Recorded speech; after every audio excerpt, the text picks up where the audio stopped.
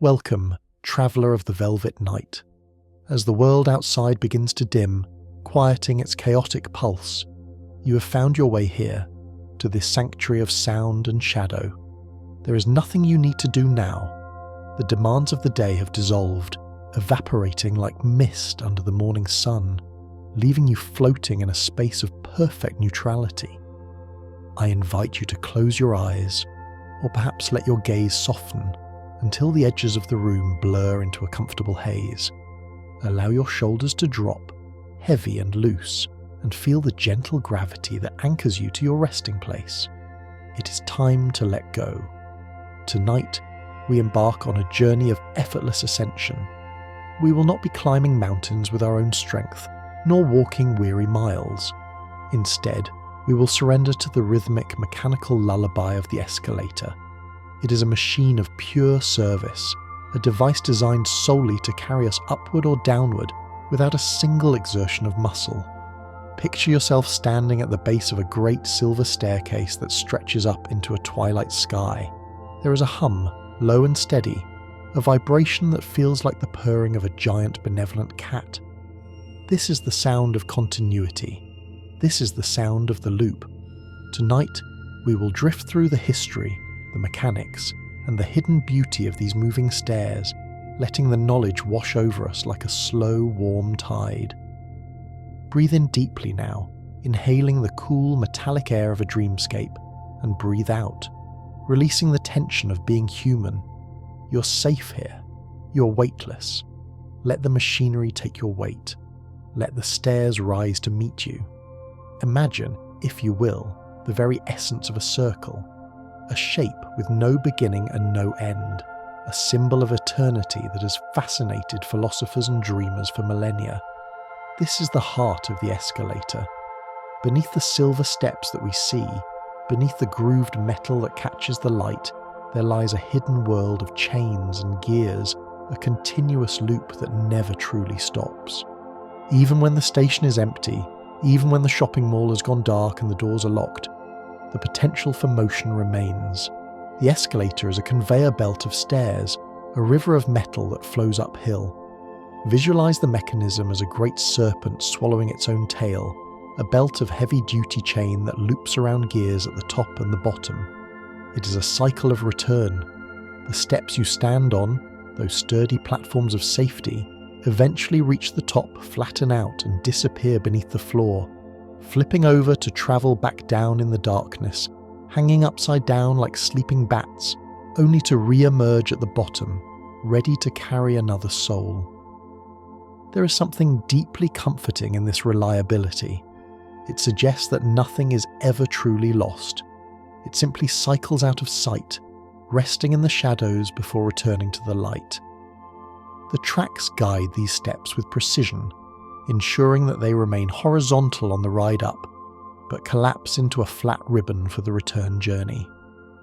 It is a ballet of industrial grace, a perpetual motion that mirrors the beating of a heart or the rising and setting of the sun, a constant rhythm that underpins the silence of the night.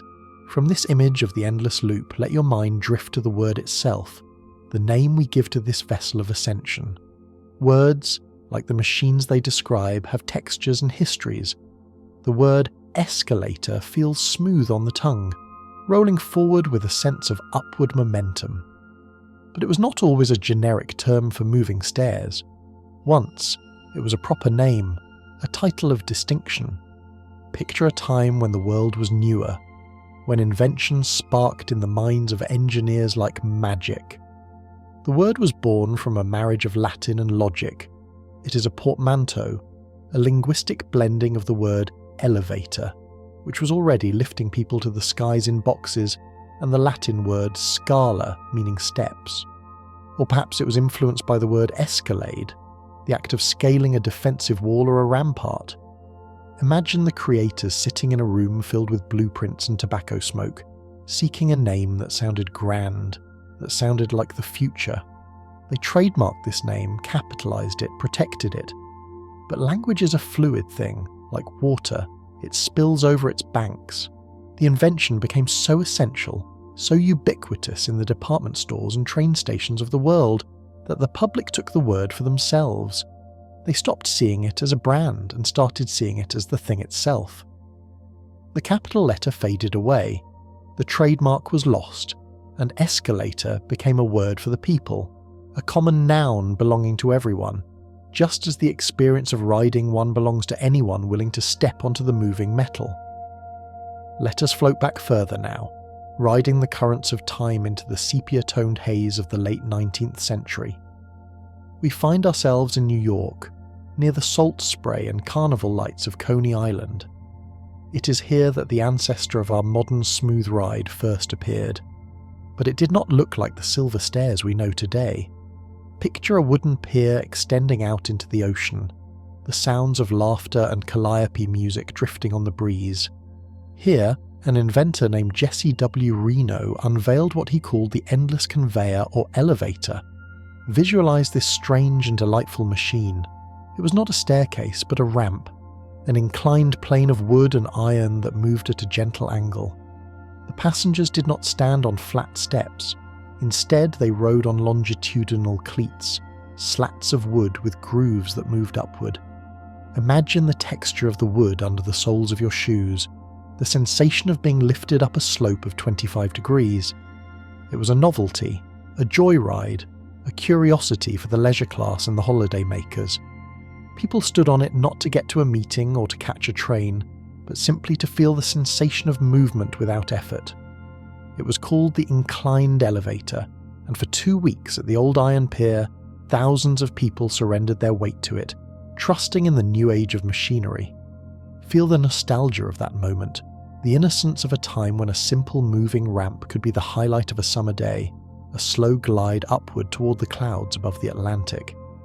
As the ramp fades into the mist, a new shape begins to emerge from the blueprint of history. The ramp was elegant, yes, but the human foot is accustomed to the stair.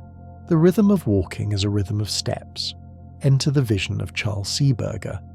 He saw the potential of the ramp but understood the psychology of the step. He joined forces with the Otis Elevator Company, a name that still whispers from the metal plates of machines today. Seeberger redesigned the dream.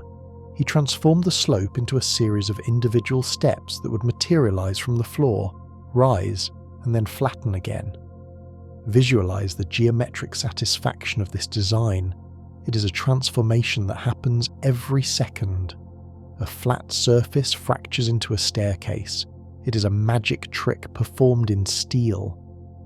Seeberger introduced the comb plate, that critical toothed threshold at the top and bottom of the ride.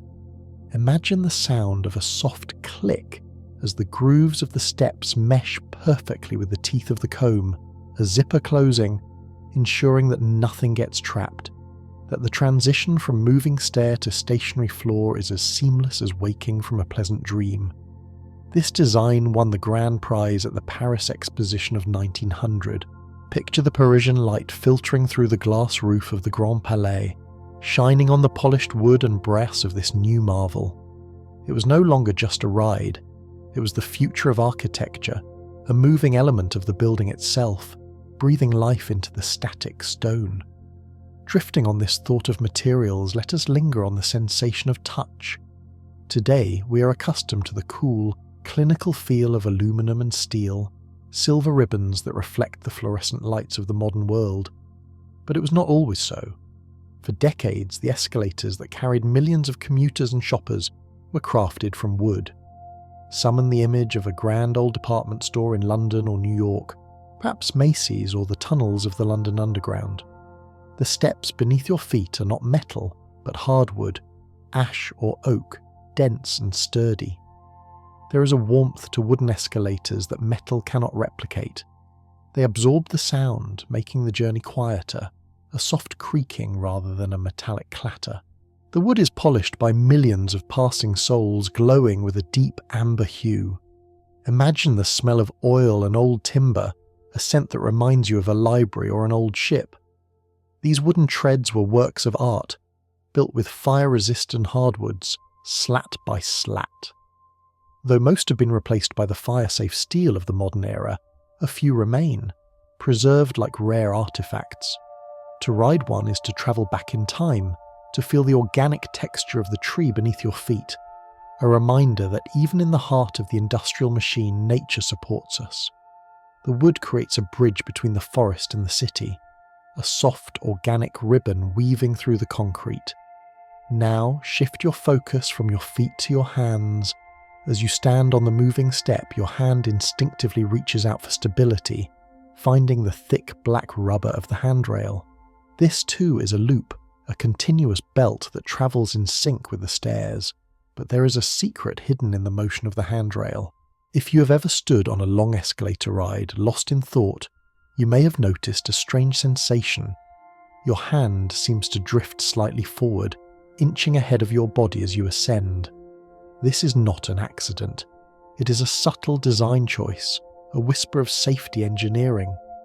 The handrail is often calibrated to move just a fraction of a percent faster than the steps.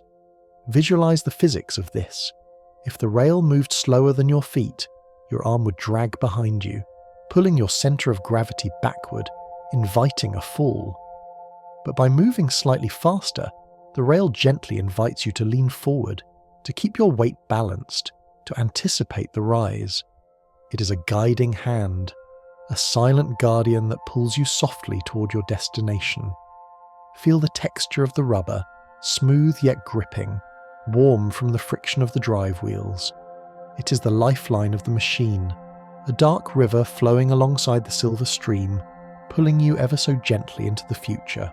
As we glide upward, our attention descends once more, down to the edges of the steps, where the moving metal meets the stationary skirt of the wall. Here, on many modern machines, you will find a row of stiff bristles, like a long, static brush, running the entire length of the journey. These are not for cleaning your shoes, though they may look like it. They are the deflectors, the soft barriers of the skirt. Visualize the sensation of your shoe brushing against these bristles. It is a tactile warning, a gentle shh from the machine. The gap between the step and the wall is a dangerous place, a hungry mouth that can catch a shoelace or a piece of fabric. The brushes are there to provide a sensory boundary. When your ankle or the side of your foot grazes the stiff hairs, you instinctively pull back. It is a psychological nudge, a way of steering you toward the center, towards safety, without using words or signs. Picture the brushes as a field of tall, dark grass lining the path, whispering against the leather of your shoes, guiding you away from the edge. They are the whiskers of the great cat sensing proximity, keeping the traveller safe within the flow of the Silver River. We flow now into the concept of time and tempo. The escalator does not rush. It has a specific pace, a calibrated speed designed for comfort and efficiency. While the world sprints and scrambles, the escalator maintains a stoic, steady rhythm. Most escalators move at a speed of about 0.5 meters per second. This is a deliberate choice. It is the speed of a leisurely stroll, a pace that allows the mind to wander. Imagine if it moved too fast. The transition would be jarring, the wind would rush past your ears. If it moved too slow, the impatience of the city would seep in. But at this golden mean, this half meter per second, we enter a state of suspended animation. We are moving, yet we are still. We are travelling, yet we are resting. It is a speed that allows us to look around, to observe the architecture of the ceiling, to watch the people on the opposite escalator gliding down like reflections in a mirror. It is a pause button pressed in the middle of a busy day. Feel the relaxation of this constant velocity. There is no acceleration, no braking, just a smooth, continuous drift.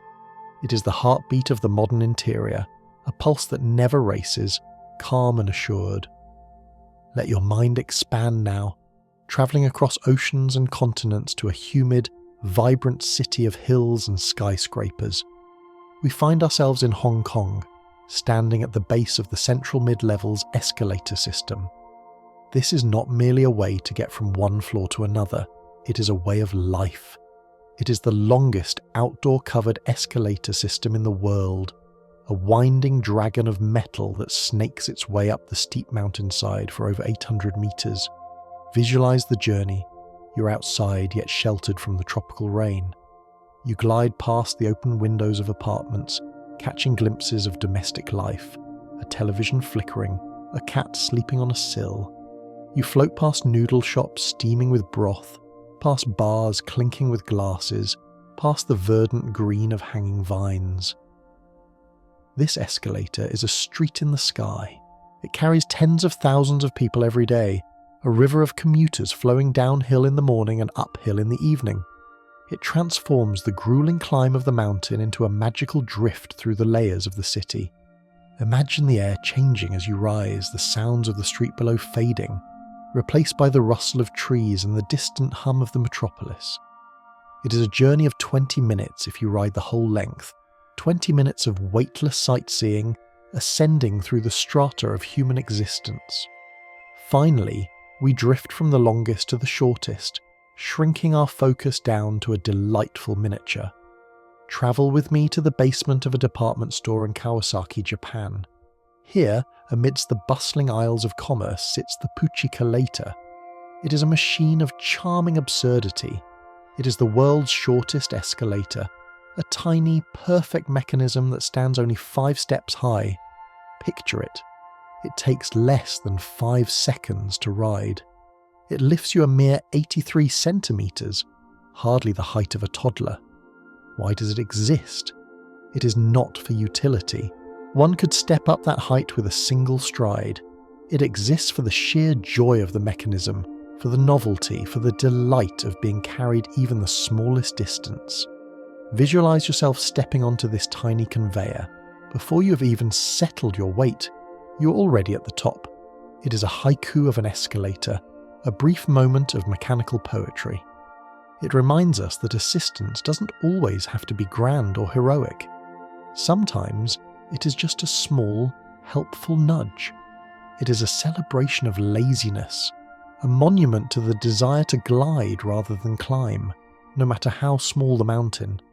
It is the perfect end to our first stream of thought, a reminder that even the smallest journey is worth taking if we can drift through it in peace. From that delightful miniature hop in Japan, let your imagination expand and deepen, plunging from the shallowest ripple into the profound depths of the earth. If the shortest ride was a fleeting haiku, then where we go now is a sweeping subterranean epic. Visualize the historic city of St. Petersburg, where the ground is soft and the history is heavy. Here, to reach the trains that hum beneath the Neva River, one must descend deeper than almost anywhere else in the world. Picture yourself standing at the precipice of the Admiraltskaya station. The tunnel before you seems to stretch into infinity, a long, sloping barrel of light plunging into the planet's crust.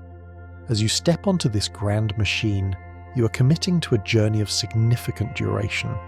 For nearly 3 minutes, you do nothing but sink slowly into the cool embrace of the underground. It is a vertical voyage of over 80 meters, a descent that feels like a meditation.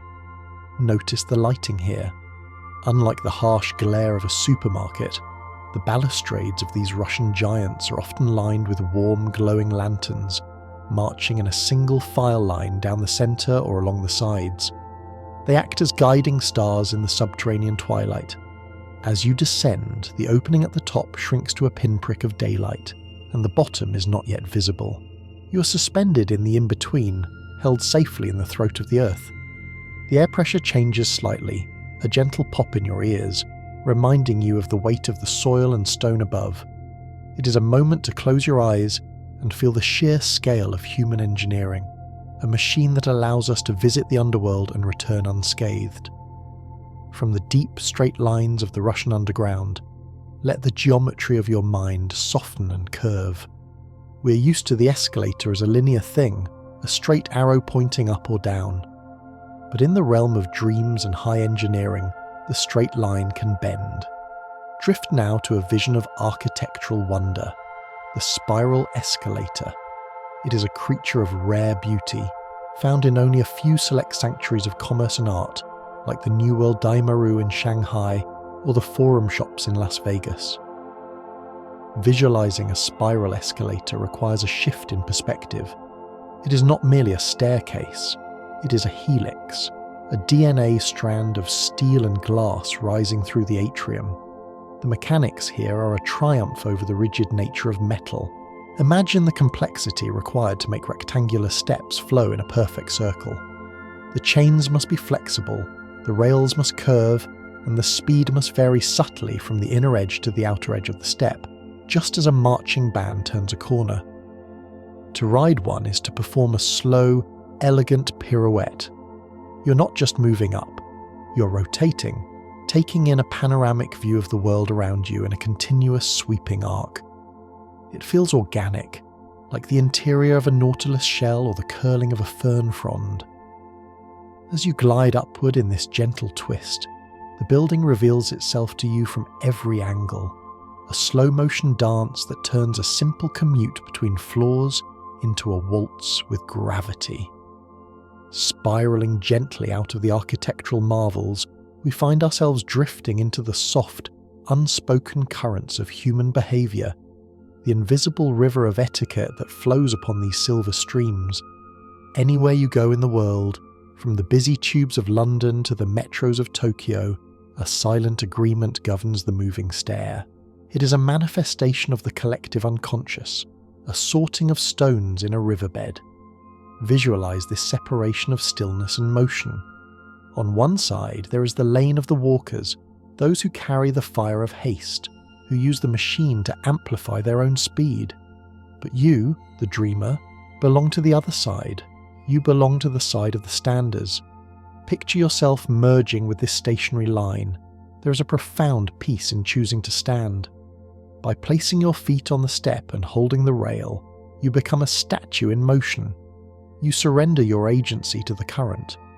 To your left, the world may rush by, a blur of coats and briefcases, but in your lane, there is only patience. You're part of a human chain of quietude. Feel the camaraderie of the standers, a shared silent vow to let the world carry you. It is a rare moment in public life where doing absolutely nothing is the correct and polite action. You're preserving the order, maintaining the flow simply by being still. As the crowd disperses and the station grows quiet in the late hours, the machine itself begins to change. We enter now into the concept of the sleeping giant. In the early days, escalators ran tirelessly, burning energy even when the air was empty. But the modern machine possesses a sensory awareness, a form of electric consciousness. Drift to a scene of a quiet airport terminal at midnight.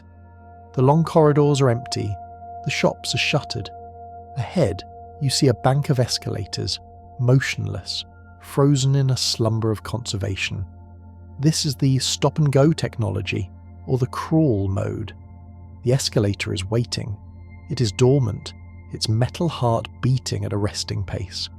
But as you approach, invisible eyes, radar sensors or photocells beam cast across the entrance.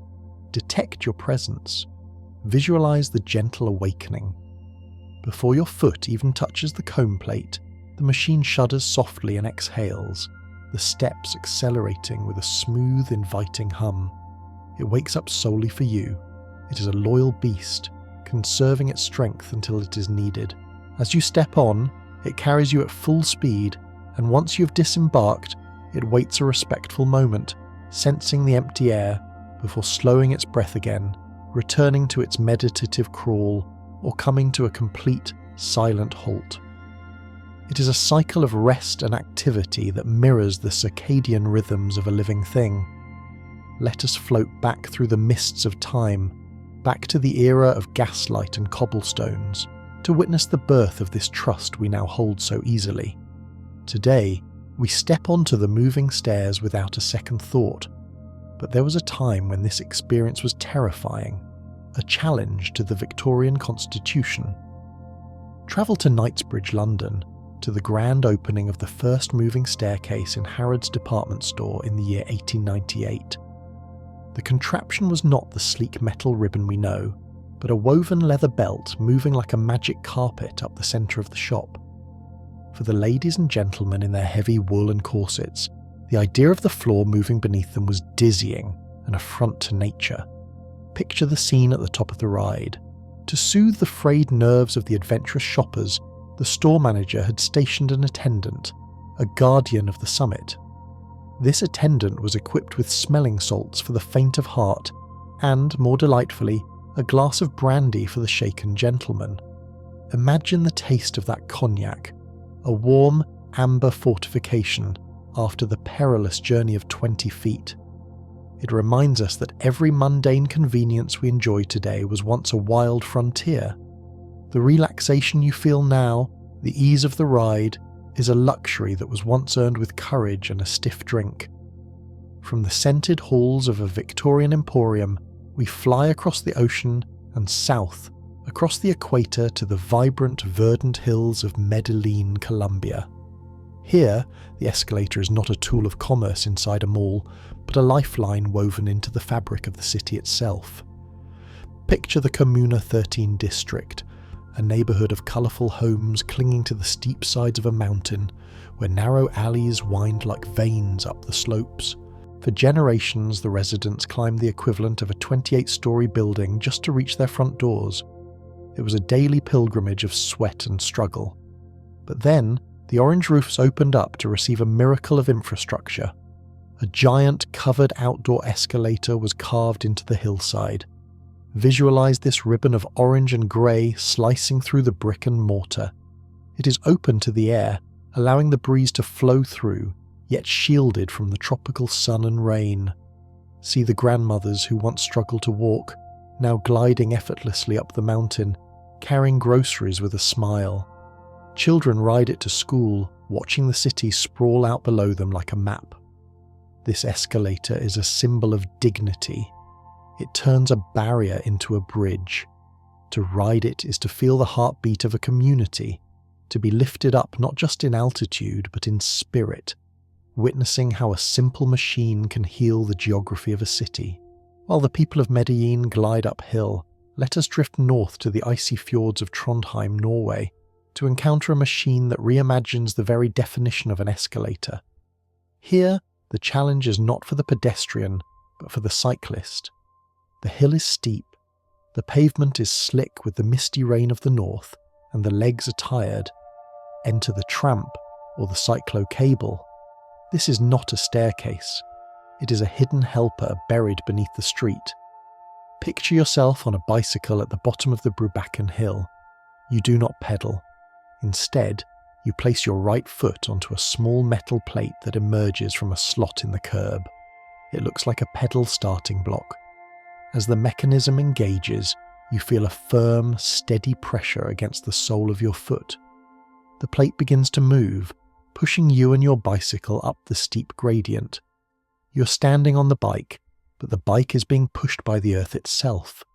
It feels like an invisible hand, a friendly giant gently shoving you uphill. The struggle of the climb is erased, replaced by a smooth, motorized assist that leaves you fresh at the summit. It is a whimsical, uniquely specific invention, a testament to the idea that for every burden, even the simple weight of a bicycle on a hill, there is a dream of a machine to lighten the load. We descend now from the hills to the quiet, clinical intimacy of the night. When the crowds have gone and the doors are locked, the escalator must be groomed. It is a creature of high traffic, and it requires a ritual of cleansing. Visualize the escalator cleaner, a machine that looks like a wide, heavy vacuum, designed to mate perfectly with the grooves of the steps. This is a satisfying sensory process. The cleaning machine sits at the bottom of the escalator, its brushes aligning with the metal teeth of the stairs. As the escalator runs, the steps pass underneath the stationary cleaner. Imagine the sound of stiff bristles scrubbing the aluminum, a rhythmic swish, swish, swish as dirt and dust are swept away from the deep ridges. A dry foam is applied, bubbling briefly before being vacuumed away, leaving the metal bright and reflective. It is a moment of care, a spa treatment for the industrial spine of the building. To watch it is to see the restoration of order, the wiping away of 1,000 footprints to prepare the surface for 1,000 more. The silver shines under the maintenance lights, renewed, pristine, ready to catch the morning sun. Drift closer to the steps now, your eyes focusing on the paint that marks the boundaries. On almost every modern escalator there is a distinct visual cue, a bright saffron yellow border painted along the edges of the steps and the comb plate. This is the demarcation line. It is a stroke of colour in a world of grey and silver. Visualise this yellow rectangle glowing softly. It serves as a visual anchor, a subconscious signal to the brain. It says, step here, not there. It defines the safe harbour of the tread. In the blur of motion, when the eyes are tired or the mind is distracted, that yellow line cuts through the haze. It creates a high contrast map for your feet to follow. There is a comfort in this clarity. It is a boundary that does not constrain but protects. It allows you to relax your attention, knowing that as long as you are within the yellow frame, you are secure. It is the colour of caution, yes, but also the colour of warmth, a golden thread woven into the machine to guide your journey. Finally, for this stream of thought, let us submerge completely. Let the air around you turn cool and blue. We travel to the depths of the ocean, or rather, the human window into it. Picture an aquarium, perhaps in Dubai or Atlanta, where a glass tunnel bores through the heart of a massive tank. And through this tunnel runs an escalator. This is the ultimate dream of weightlessness. As you step onto the moving belt, the world above you becomes liquid. You're gliding through the domain of the shark and the ray. The light is dappled, refracting through millions of gallons of salt water, casting dancing patterns on your skin. The escalator moves slowly, matching the languid pace of the fish drifting overhead. You're dry, you're breathing air, yet you're travelling through the deep. The mechanical hum of the stairs is dampened by the thick acrylic in the water, leaving only a muffled silence. To look up is to see the underbelly of a stingray, a white ghost smiling down at you. To look left is to see a school of tuna flashing like silver coins. The escalator creates a linear path through a non-linear world, a straight line through the chaos of nature. You're a visitor in the blue cathedral, floating on a magic carpet of technology, safe, slow, and utterly mesmerized by the silent ballet of the sea. From that submerged blue silence, where the water presses against the glass and the fish glide like thoughts, let us drift inward, moving from the fluid of the ocean to the fluid of the machine. For within the heart of every escalator, there is a hidden circulatory system, a network of veins that keeps the metal skin supple and moving. We often think of these great stairs as dry, rigid things, creatures of iron and electricity, but they are also creatures of oil. Deep inside the truss, beneath the silver steps that carry our weight, lies an automatic lubrication system, a quiet heart that pumps a golden, viscous lifeblood to the chains and gears. Visualize this hidden process. A single, perfect droplet of amber oil forms at the tip of a nozzle, guided by a timer that knows the exact rhythm of the machine's needs. It falls silently onto the heavy links of the main drive chain, coating the steel in a slick, protective sheen. This is the secret to the silence. When you ride an escalator and hear only a soft, rhythmic hum, you are hearing the triumph of this liquid cushion. It prevents the grinding of metal on metal. It soothes the friction that would otherwise scream.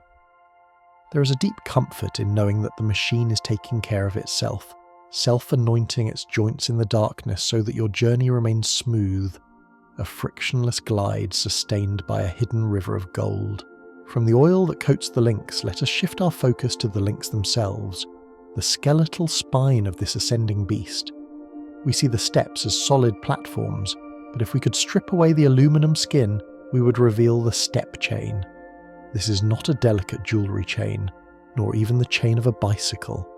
It is a titan of engineering, built to withstand immense tension. Visualize the sheer weight and solidity of these steel loops. Each step is connected to this continuous backbone, like vertebrae in a giant prehistoric creature. These chains are tested to break only under the weight of thousands of pounds, a massive over-engineering designed to cradle you in absolute safety. As the escalator moves, the chain snakes around the sprocket at the top, a heavy, deliberate rotation. Imagine the sound of that movement in the abstract, a slow, heavy clanking that has been muffled and refined into a whisper. To stand on a step is to stand on the shoulder of this hidden giant. You are supported not just by the visible floor, but by a loop of hardened steel that pulls you upward with the irresistible force of a tide. It is a bond of tension that never slackens, a promise of continuity that holds the entire structure together against the pull of gravity. As the chain pulls us upward, let your gaze wander from the mechanics to the architecture of the space around you. In the grandest department stores and the most soaring atriums of the world, the escalators are not placed in a simple line. They're arranged in a crisscross or scissor layout. This is a deliberate choreography of motion. Picture yourself standing in the central atrium of a historic galleria. Above you, the escalators stack upon each other like a house of cards, forming a towering X that rises toward the skylight. As you ride up one leg of the X, you're facing the open air of the building, watching the ground floor shrink away. At the top of the flight, you must step off, walk a small semicircle around the landing, and board the next flight which travels back in the opposite direction. This layout turns the ascent into a dance. It forces a slow, rhythmic turning. You tack back and forth like a sailboat climbing into the wind. It allows you to see the store, the people, and the light from every perspective. The geometry is pleasing to the eye, a series of diagonal lines cutting through the cubic volume of the room, creating a dynamic energy that draws the eye upward.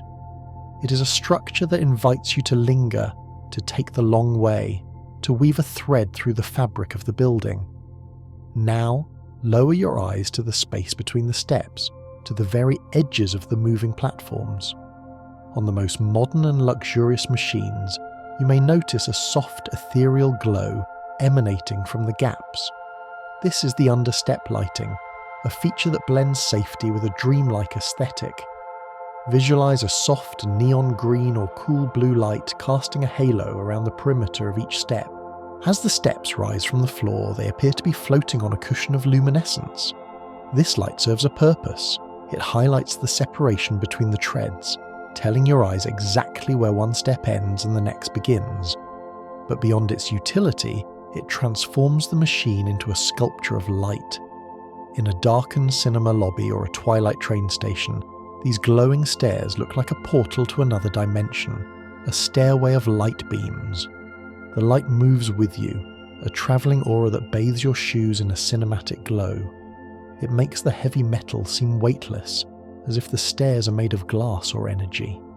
It is a visual lullaby, a soft phosphorescence that guides you through the shadows. Drifting from the lights at your feet to the rail under your hand, we encounter a hidden guardian of health. In the unseen depths of the machine, where the handrail loops back underneath the structure to return to the start, a silent purification is taking place. This is the domain of the internal UV sanitizer. Visualize the handrail as a continuous ribbon of rubber passing through a secret chamber in the escalator's truss. In this dark cavity, a violet light shines, a UVC lamp specifically positioned to bathe the surface of the handrail. As the rail glides past this light, it is cleansed. The light neutralizes the traces of the world, the invisible remnants left by thousands of hands. It is a ceaseless cycle of renewal. Every time the rail touches your hand, it has just emerged from this bath of purifying light, fresh and clean. You cannot see this process. There is no noise, no chemical smell. It is a ghost cleaner, working tirelessly in the background. It adds a layer of psychological comfort to the ride, a knowledge that the machine is maintaining itself for you, wiping the slate clean with the power of a captured star before it rises to meet your palm again. Let your mind sink deeper now, past the moving parts, down to the very bones of the beast. The escalator is not just a machine that sits on the floor, it is a bridge that lives inside the floor. This structural frame is called the truss. Imagine a massive hollow beam of galvanized steel, a triangular lattice like the skeleton of a railroad bridge. This truss is the silent hero. It spans the empty space between the lower floor and the upper floor. It carries the weight of the motor, the chains, the steps, and all the people riding them. When an escalator is installed, it often arrives as a single colossal piece, lifted by cranes and lowered into the building before the roof is even finished. It is a permanent monument, buried within the architecture. Visualize the stillness of the truss. While the steps and chains are in constant motion, whirring and flowing, the truss holds absolute stillness. It is the rock, the anchor. It does not tremble. It absorbs the vibrations, grounding the energy into the foundation of the building. To ride an escalator is to walk across a hidden bridge, suspended in the air, held up by this invisible, unyielding cage of steel. From the heavy steel of the earth, let us float upward into the realm of the retro future.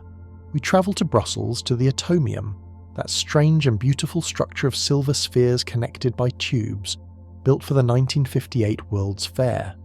Here, inside one of the diagonal tubes connecting the giant spheres, lives one of the most atmospheric escalators in existence. Picture yourself inside a long, narrow cylinder. The walls are not stone or plaster, but metal and glass curving around you. You're ascending through the sky, encased in a tube like a message in a pneumatic system. The escalator here is long, stretching upward through the diagonal spoke of the atom. As you ride, you're bathed in a sci-fi light, often red or blue, that reflects off the brushed steel walls. It feels like boarding a spaceship. It is a journey through a time capsule of what the past thought the future would look like. There is a sense of wonder here, a feeling of being a tiny particle moving through the bonds of a molecule. The view outside the small portholes is of the open sky and the distant city, but the focus is internal, on the sleek tubular ascent. It is a ride that celebrates the optimism of technology, a sleek silver arrow shot toward the clouds. Let us contract the space now, narrowing our focus from the vast sky to the intimate width of the step beneath you. Escalators are not one size fits all. They come in specific widths, calibrated for the psychology of space. There is the broad 1,000mm step, the royal width, designed to allow two people to stand side by side, or for one person to pass another. This is the width of commerce, of rush hour, of efficiency. But then there is the narrower 600mm step. Visualize this intimate channel. It is found in older buildings, in quiet bookstores, or narrow tube stations. Here, there is no room to pass. There is no standing lane and walking lane. There is only the single file. This width creates a forced pause. You cannot rush past the person in front of you. You must accept their pace. It creates a solitary, private experience. You're cocooned within the high balustrades, your elbows brushing the sides. It feels like a personal elevator, a moving armchair just for you. Or, if you are with a lover, one must stand on the step above the other, creating a vertical embrace, hands held over the shoulder.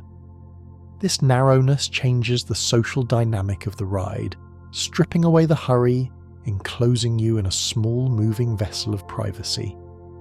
As the ride nears its end, your attention shifts to the floor plate, the stationary metal platform that awaits you at the top and bottom. This is the landing, and it has a texture all its own. Visualize the surface of this steel plate. It is etched with a pattern of raised diamonds or harsh ridges. This is the anti-slip texture, a tactile greeting from the stationary world. As you step off the smooth, grooved tread of the moving stair, your shoe meets this rougher, solid surface. There is a distinct sound associated with this transition, a change in the pitch of your footfall. On the step, your footing is silent, absorbed by the mechanism. On the landing, there is a firm, resonant click or thud, a sound of arrival. Beneath this plate lies the pit, the machine room where the motor lives. Sometimes, if you stand still on the landing plate, you can feel a faint, warm vibration through the soles of your shoes, the purring of the engine beneath the floorboards. It is a subtle reminder of the power required to lift you, a gentle shudder of energy that marks the boundary between the moving river and the solid shore. Finally, let us drift from the industrial steel to a place where the machine is reclaimed by the garden. We fly to the tropical warmth of Singapore, to the Jewel at Changi Airport. Here, the boundary between the botanical and the mechanical has been erased. Imagine an escalator that carves its way through a terraced forest.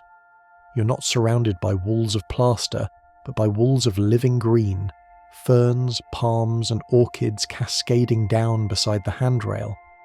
The air here is humid and scented with rain.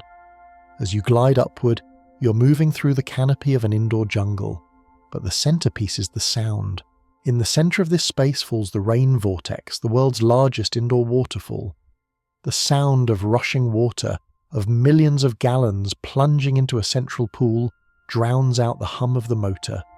You are rising through a cloud of mist. The escalator becomes a path through a valley, a river of steel flowing alongside a river of water.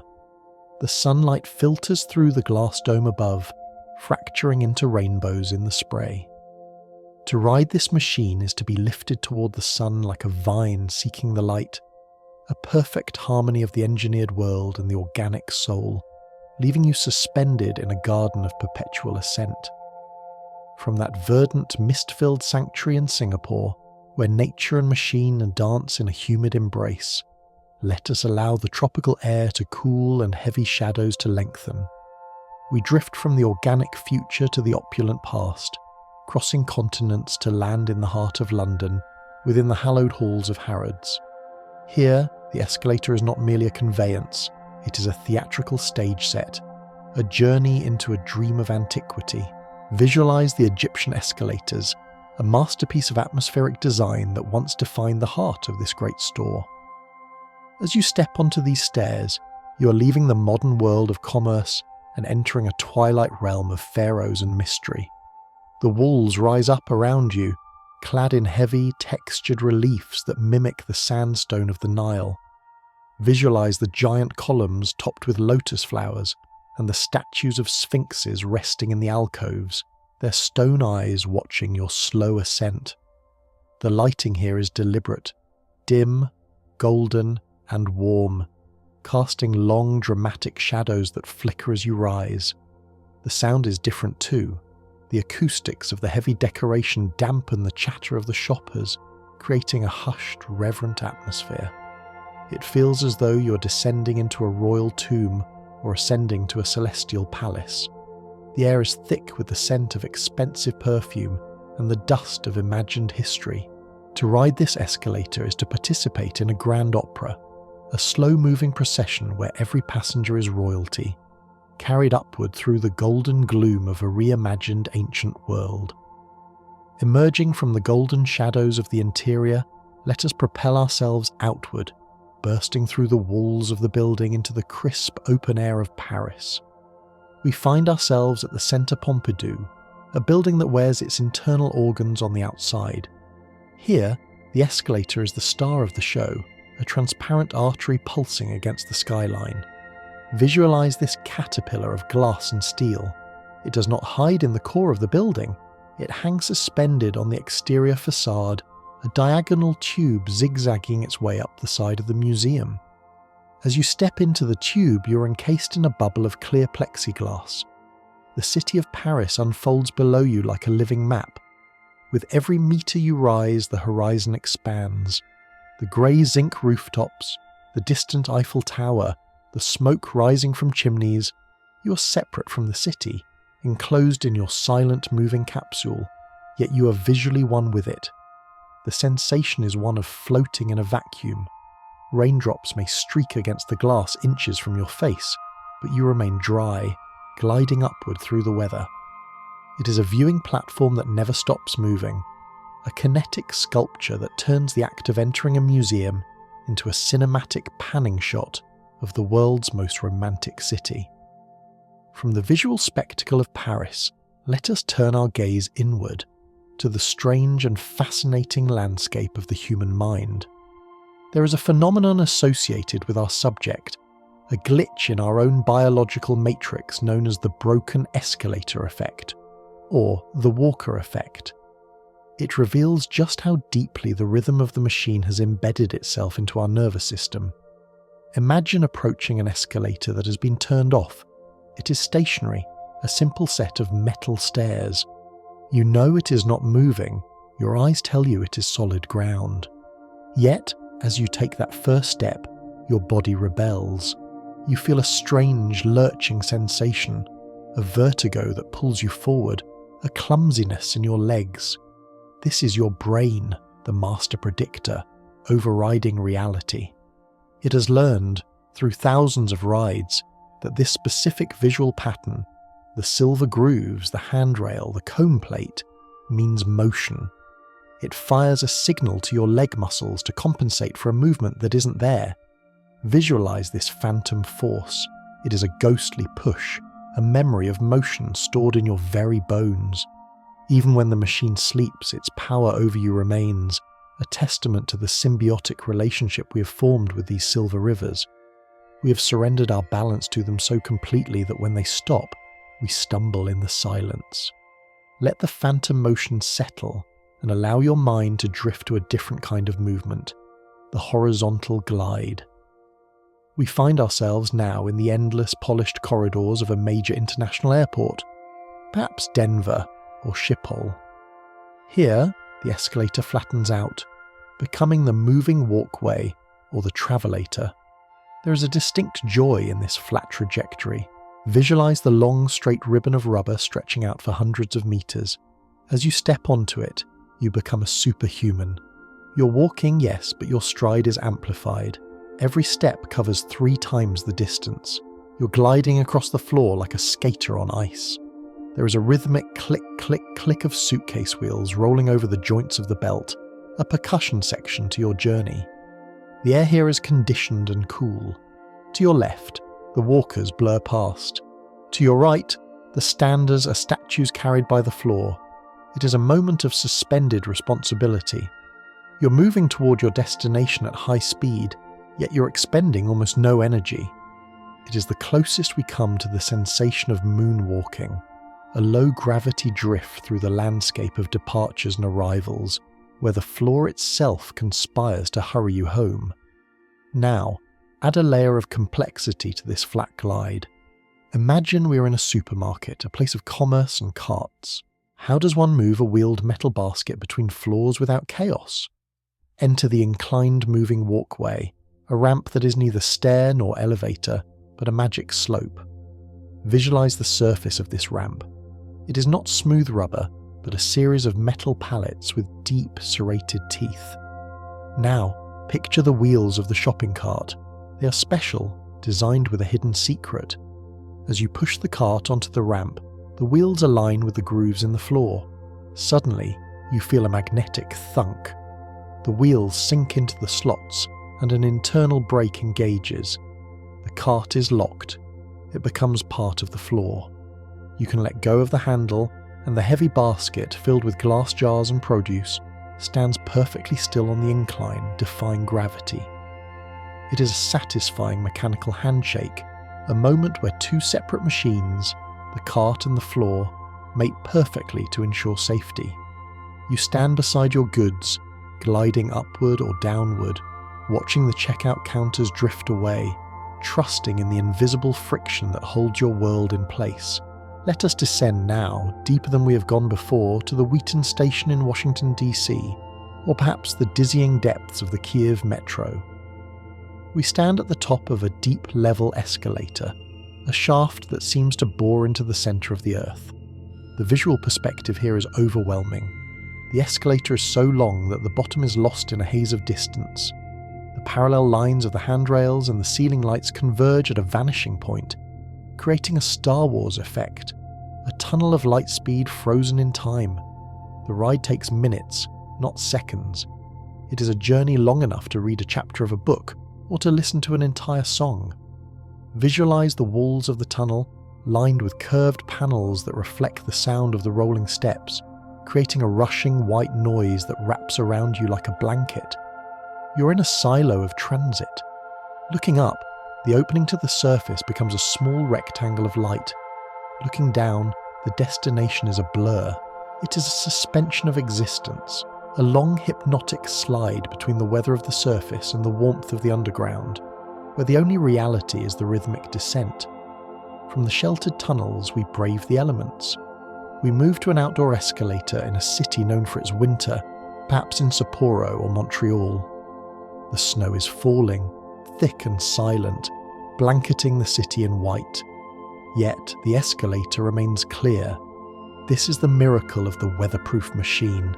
Visualize the contrast. The world is frozen, but the steps are warm. Hidden beneath the metal treads are heating elements, thermal coils that breathe warmth into the aluminum. As a snowflake lands on the silver groove, it does not accumulate. It dissolves instantly, turning to a droplet of water that is swept away. The handrails, too, are designed for the fight. They are made of tougher stuff, resistant to the cracking cold and the UV rays of the sun. Steam rises faintly from the machine in the icy air, a ghostly aura of heat. It is a defiant loop of fire in a world of ice, a relentless river that refuses to freeze, carrying its passengers safely through the blizzard. There is a coziness in riding it, a feeling of being protected by technology against the raw indifference of the winter storm. Drift closer now, focusing your senses on the object your hand is resting upon, the handrail. We think of it as a simple rubber loop, but its anatomy is as complex as a living limb. Beneath the smooth black surface you touch, there are layers of history and engineering. Visualize the cross-section. It is not just rubber. At its core, there is a carcass of woven cotton or synthetic fabric, giving it the strength to be pulled without stretching. Upon this sits a layer of steel tape or wire, the gliding layer, which allows it to slide over the guides with minimal friction. And finally the top layer, the cover, a blend of synthetic rubber and polymers designed to be soft to the touch yet grippy enough for stability. Smell the faint, distinct aroma of the warm rubber, an industrial nostalgic scent that reminds you of tires and gym shoes. Feel the warmth generated by the friction of the drive wheels. It is a living skin, constantly moving, constantly flexing, a composite material designed to be the friendly handshake of the machine. Lower your gaze from the rail to the vertical face of the step, the riser. This is the part of the stair you do not stand on, but the part you look at when you're behind someone. In the early days, these were flat and smooth, but modern engineering has given them a specific, mesmerizing texture. Visualize the cleated riser.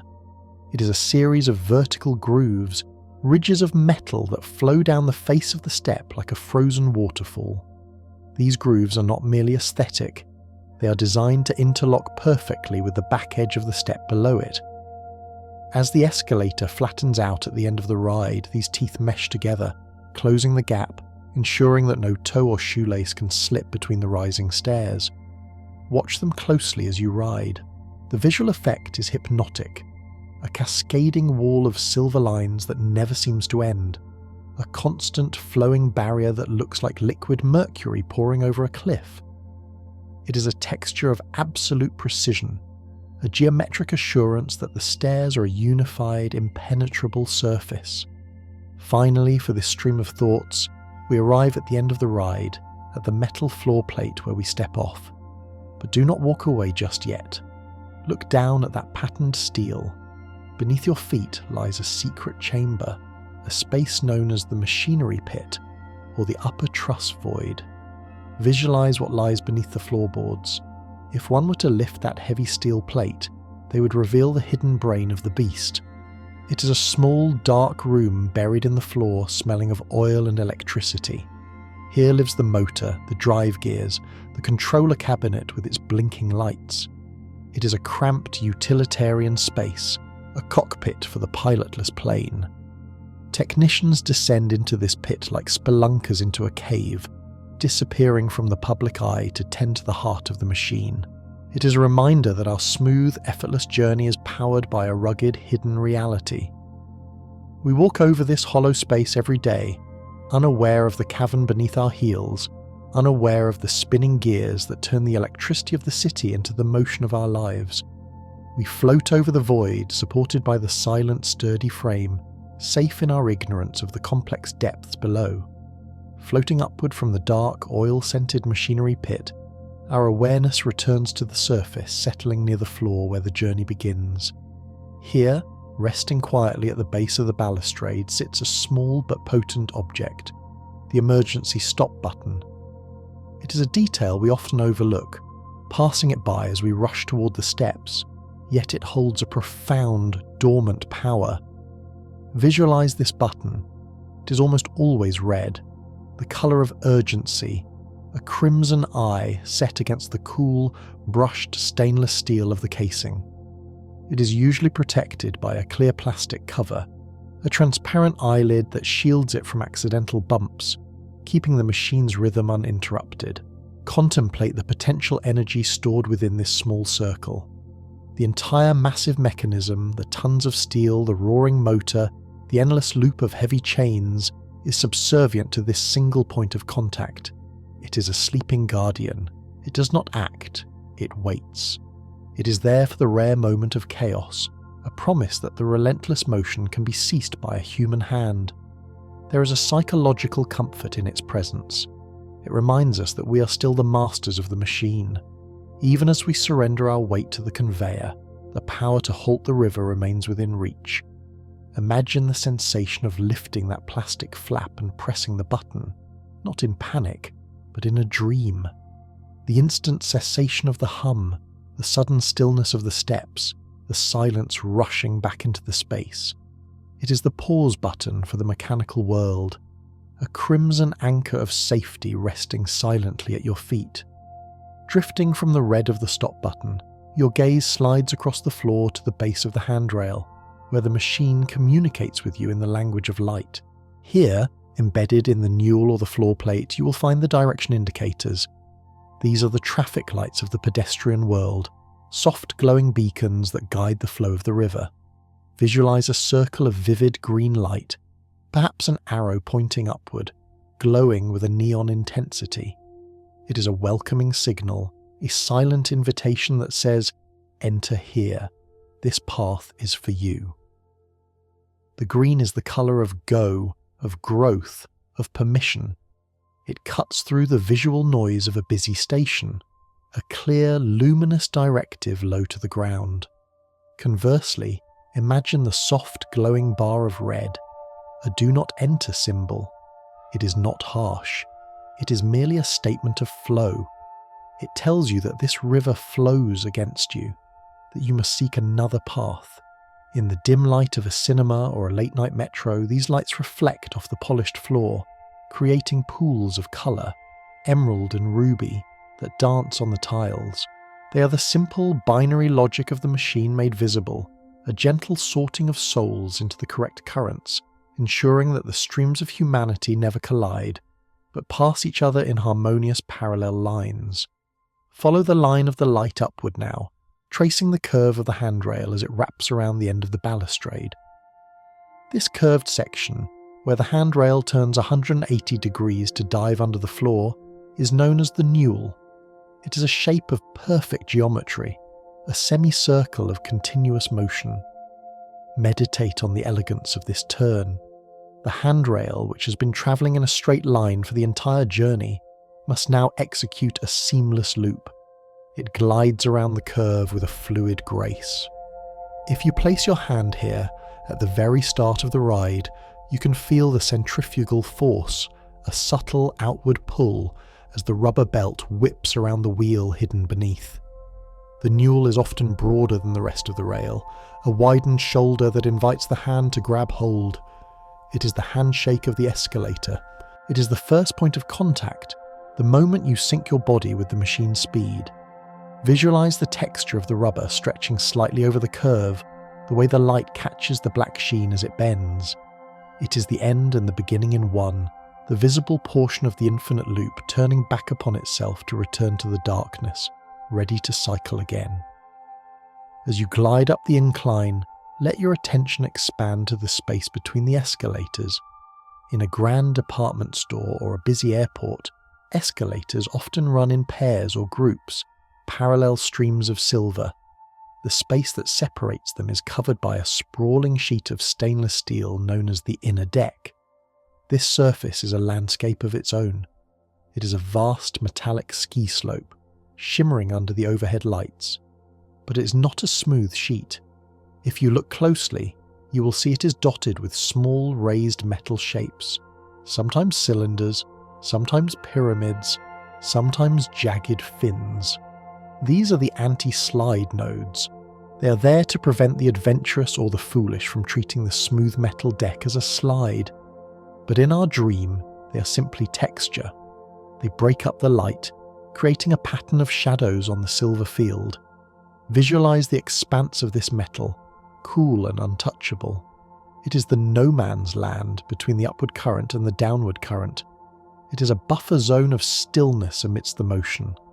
The light reflects off the brushed grain of the steel, creating streaks of white and grey that seem to stretch into infinity.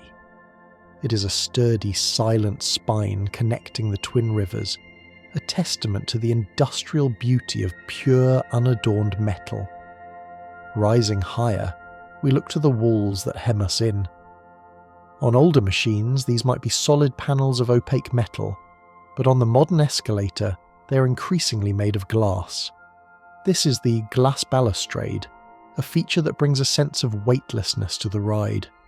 Visualize the thick tempered panels standing tall and clear. They are strong enough to support the handrail and the weight of leaning passengers, yet they appear invisible. This transparency is crucial. It removes the claustrophobia of the tunnel. As you ride, you're not cut off from the world, you're floating through it. You can see the merchandise in the store, the architecture of the ceiling, the people walking on the floor below. Often, this glass is subtly tinted, a smoky bronze, a cool grey, or a soft green edge that reveals the iron content of the sand used to make it. Catch your own reflection in the glass as you ascend, a ghostly double riding alongside you, superimposed over the world beyond. The glass catches the glint of the moving steps, mirroring the silver river, creating a visual echo of the motion. It creates a sensation of being carried in a bubble of air, a sturdy yet invisible vessel lifting you toward the sky. Beneath the glass and the visible steps, hidden deep within the tracks, lies the secret to the escalator's smooth glide, the step rollers. We imagine the steps sliding on metal rails, but in truth, they roll. Each step is equipped with a set of heavy-duty wheels, like the trucks of a skateboard, but engineered for industrial silence. Visualize these hidden wheels. They are typically tires of high-grade polyurethane, a material chosen for its specific acoustic properties. It is firm enough to bear the weight of thousands of commuters, yet soft enough to absorb the vibration of the track. As the heavy metal step moves, these polyurethane tires roll silently over the steel guides. This is why the ride feels so fluid. You're not dragging, you are rolling. It is a suspension system, a cushion of synthetic rubber that dampens the harshness of the metal-on-metal contact. Imagine the thousands of wheels spinning in the darkness beneath you, a synchronized legion of rollers turning in perfect unison. They are the unsung heroes of the journey, the reason you can stand still and feel almost no vibration, only a gentle, floating sensation as the world drops away beneath your feet. Drifting deeper into the concept of energy, we encounter the invisible cycle of power known as regenerative braking. The escalator is a generous machine. It consumes energy to lift you, yes, but when it carries passengers down, it can become a generator. Visualize a heavy load of travelers descending into a subway station. Gravity is pulling them down. The escalator does not need to push. It only needs to control the fall. In this moment, the motor acts as a brake, resisting the pull of gravity. But instead of wasting this energy as heat, modern drives capture it. The downward force of the people is converted back into electricity, fed back into the grid to power the lights or the escalator next door. It is a beautiful exchange. The weight of the human body becomes a fuel source. The descent of one traveller helps to lift the ascent of another. It is a continuous loop of give and take, a balance of forces where nothing is wasted. Feel the connection to this system as you ride down. Your very gravity, your presence on the step, is contributing to the life of the building. You're not just a passenger, you are a battery, a part of the electrical ecosystem, part of the flow of power that keeps the lights burning. As we near the end of the handrail, our eyes are drawn to the point where the black rubber belt disappears into the body of the balustrade. This is the handrail inlet, a small, mysterious mouth that swallows the moving strap. There is a precise and delicate engineering detail here. If you look closely, you will see a ring of brushes or a soft rubber collar surrounding the opening. This is the inlet guard. Its purpose is to gently brush the handrail as it enters the darkness, removing dust and preventing anything, fingers, loose threads, from being pulled into the machinery. Visualize the sensation of the handrail sliding through this soft aperture. It is a tight, perfect fit. It looks like a snake retreating into its burrow. There is a safety switch hidden just inside this mouth. If the guard detects any obstruction, any slight tug that shouldn't be there, the entire machine will freeze instantly. It is a point of high sensitivity, a tactile threshold between the public world of the rider and the private, dangerous world of the gears. It is the final boundary, the gatekeeper that ensures only the rail itself can enter the underworld to be cleansed and returned.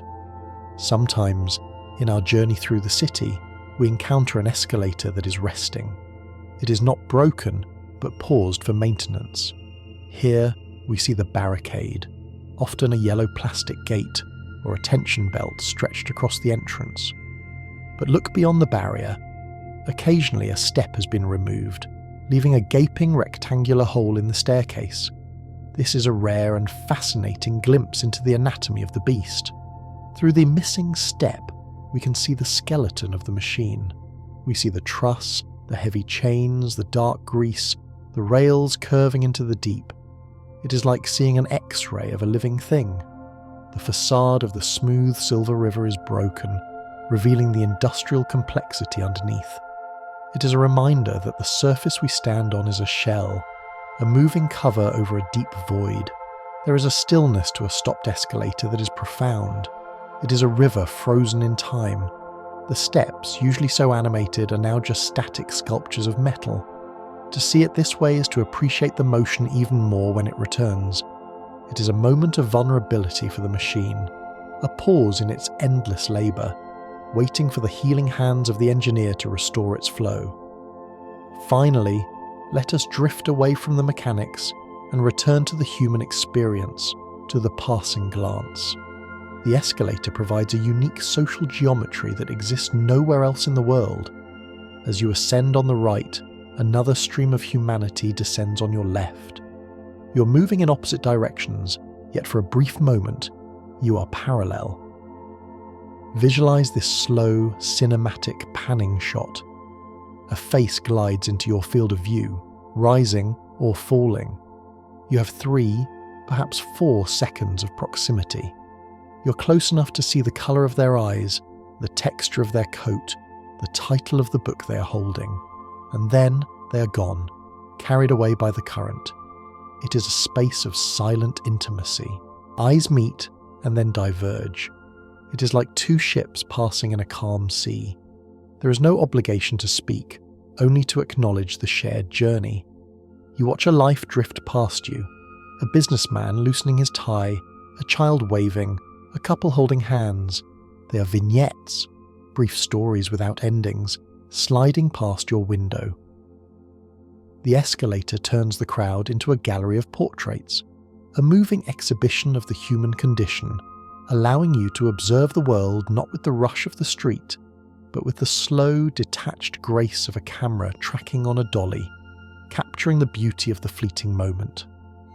From that silent, cinematic observation of the passing stranger, where for a fleeting second 2 lives run parallel before diverging, let your gaze drift from the face of the other to the reflection of the self.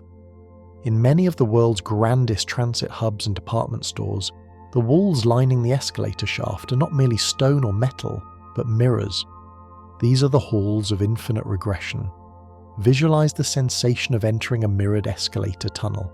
As you rise, the mirrors on either side catch your image and bounce it back and forth, creating a Drosty effect, a visual echo that stretches out into eternity. You see 1,000 versions of yourself, a legion of travelers standing in a perfect row, extending into a vanishing point that the eye cannot fully resolve. It is a moment of existential geometry. The escalator becomes a corridor of light and replication. There is a specific dreamlike quality to this visual loop. You are the protagonist in a movie that plays on every screen around you. As you move, the infinite line of selves moves with you, a synchronized army of ghosts. The lights from the ceiling are multiplied into a galaxy of stars, turning the simple act of going up a floor into a journey through a kaleidoscope. It is a space where the boundaries of the room dissolve, and for the duration of the ride you are suspended in a crystalline box of light, floating through a canyon of your own reflection. As your eyes trace the infinite line of mirrors, allow your gaze to tilt upward, toward the ceiling that hovers above the moving stairs. In many modern architectural marvels, the ceiling is not a flat white plaster surface, but a polished, undulating river of stainless steel or mirrored panels. This is the liquid sky of the escalator world. Contemplate the distorted beauty of this reflection. Because the metal panels are often curved or slightly warped to fit the tunnel, the reflection they cast is not perfect. It is fluid, like looking into a calm lake that has been disturbed by a pebble. As you ride upward, look up and watch the world inverted. You see the tops of people's heads, the flow of the floor below, all stretched and rippled as if painted by Salvador Dali. The colours of the passengers' clothes, red coats, blue hats, smear into long impressionistic streaks of light. It is a mesmerising, almost psychedelic experience that separates you from the rigid straight lines of the engineering. While the steps move in a strict linear path, the ceiling offers a chaotic, organic counterpoint. It invites you to lose your sense of direction, to forget which way is up, and to simply float in the shimmering, mercurial quicksilver that flows overhead. From the visual rhythms of the ceiling, let your senses attune to the auditory landscape. Beneath the hum of the motor and the soft shuffle of feet, there is often a voice, a disembodied, calm and constant guide. This is the voice announcer, the invisible guardian of the machine. Visualize the sound. It is never shouted. It is always a polite, measured incantation. Please hold the handrail. Please stand clear of the sides. Mind the step. In Japan, it might be a chirpy, melodic, feminine voice. In London, a stern but kindly masculine tone. This voice is the spirit of the building. It repeats its mantra on an endless loop, a prayer of safety recited for every new soul that steps onto the belt. There is a hypnotic comfort in this repetition. It implies that there is an order to things, a set of rules that, if followed, will ensure a safe passage. The voice is timeless. It does not age, it does not get tired, it does not get impatient. It is a sonic anchor in the bustle of the crowd. Even if you do not consciously listen to the words, the rhythm of the speech settles into your subconscious, a familiar lullaby that signals you are in a managed, protected environment, guided by a benevolent, automated intelligence.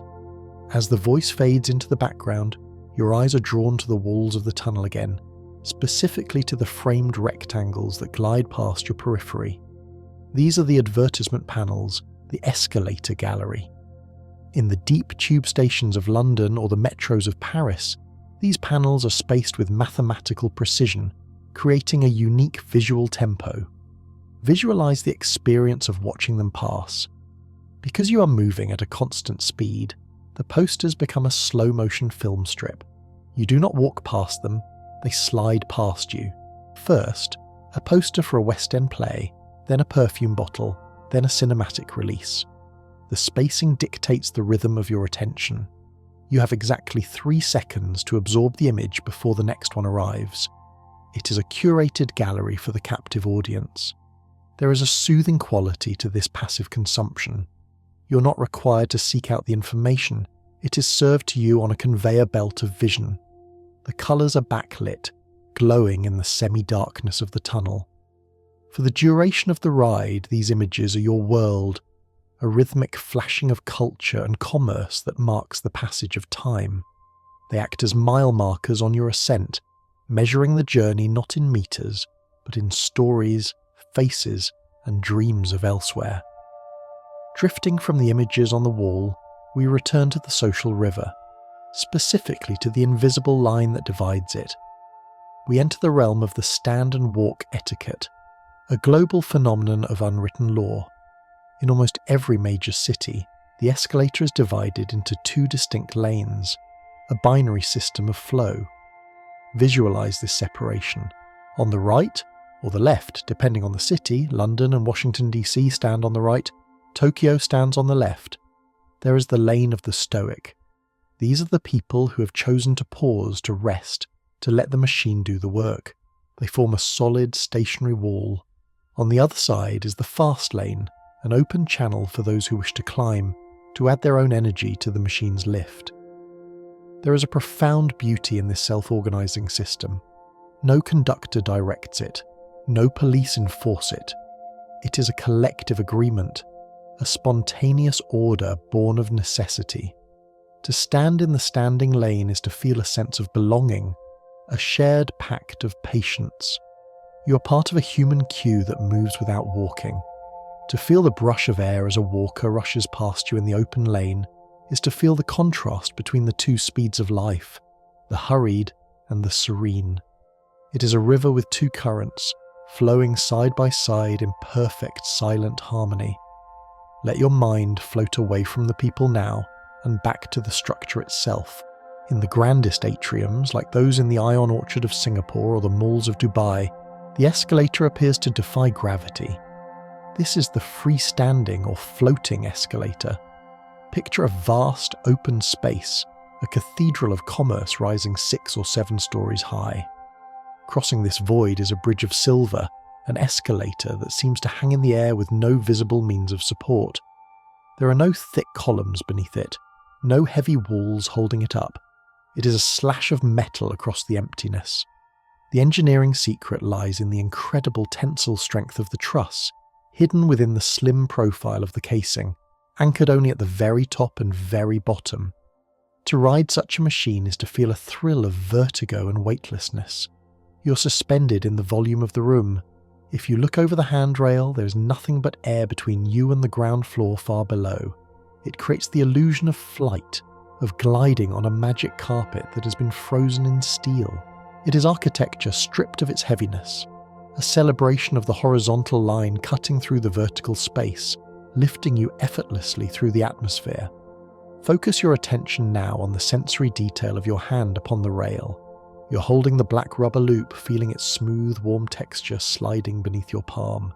But if you hold it long enough, your fingers will encounter a small, distinct anomaly, the splice.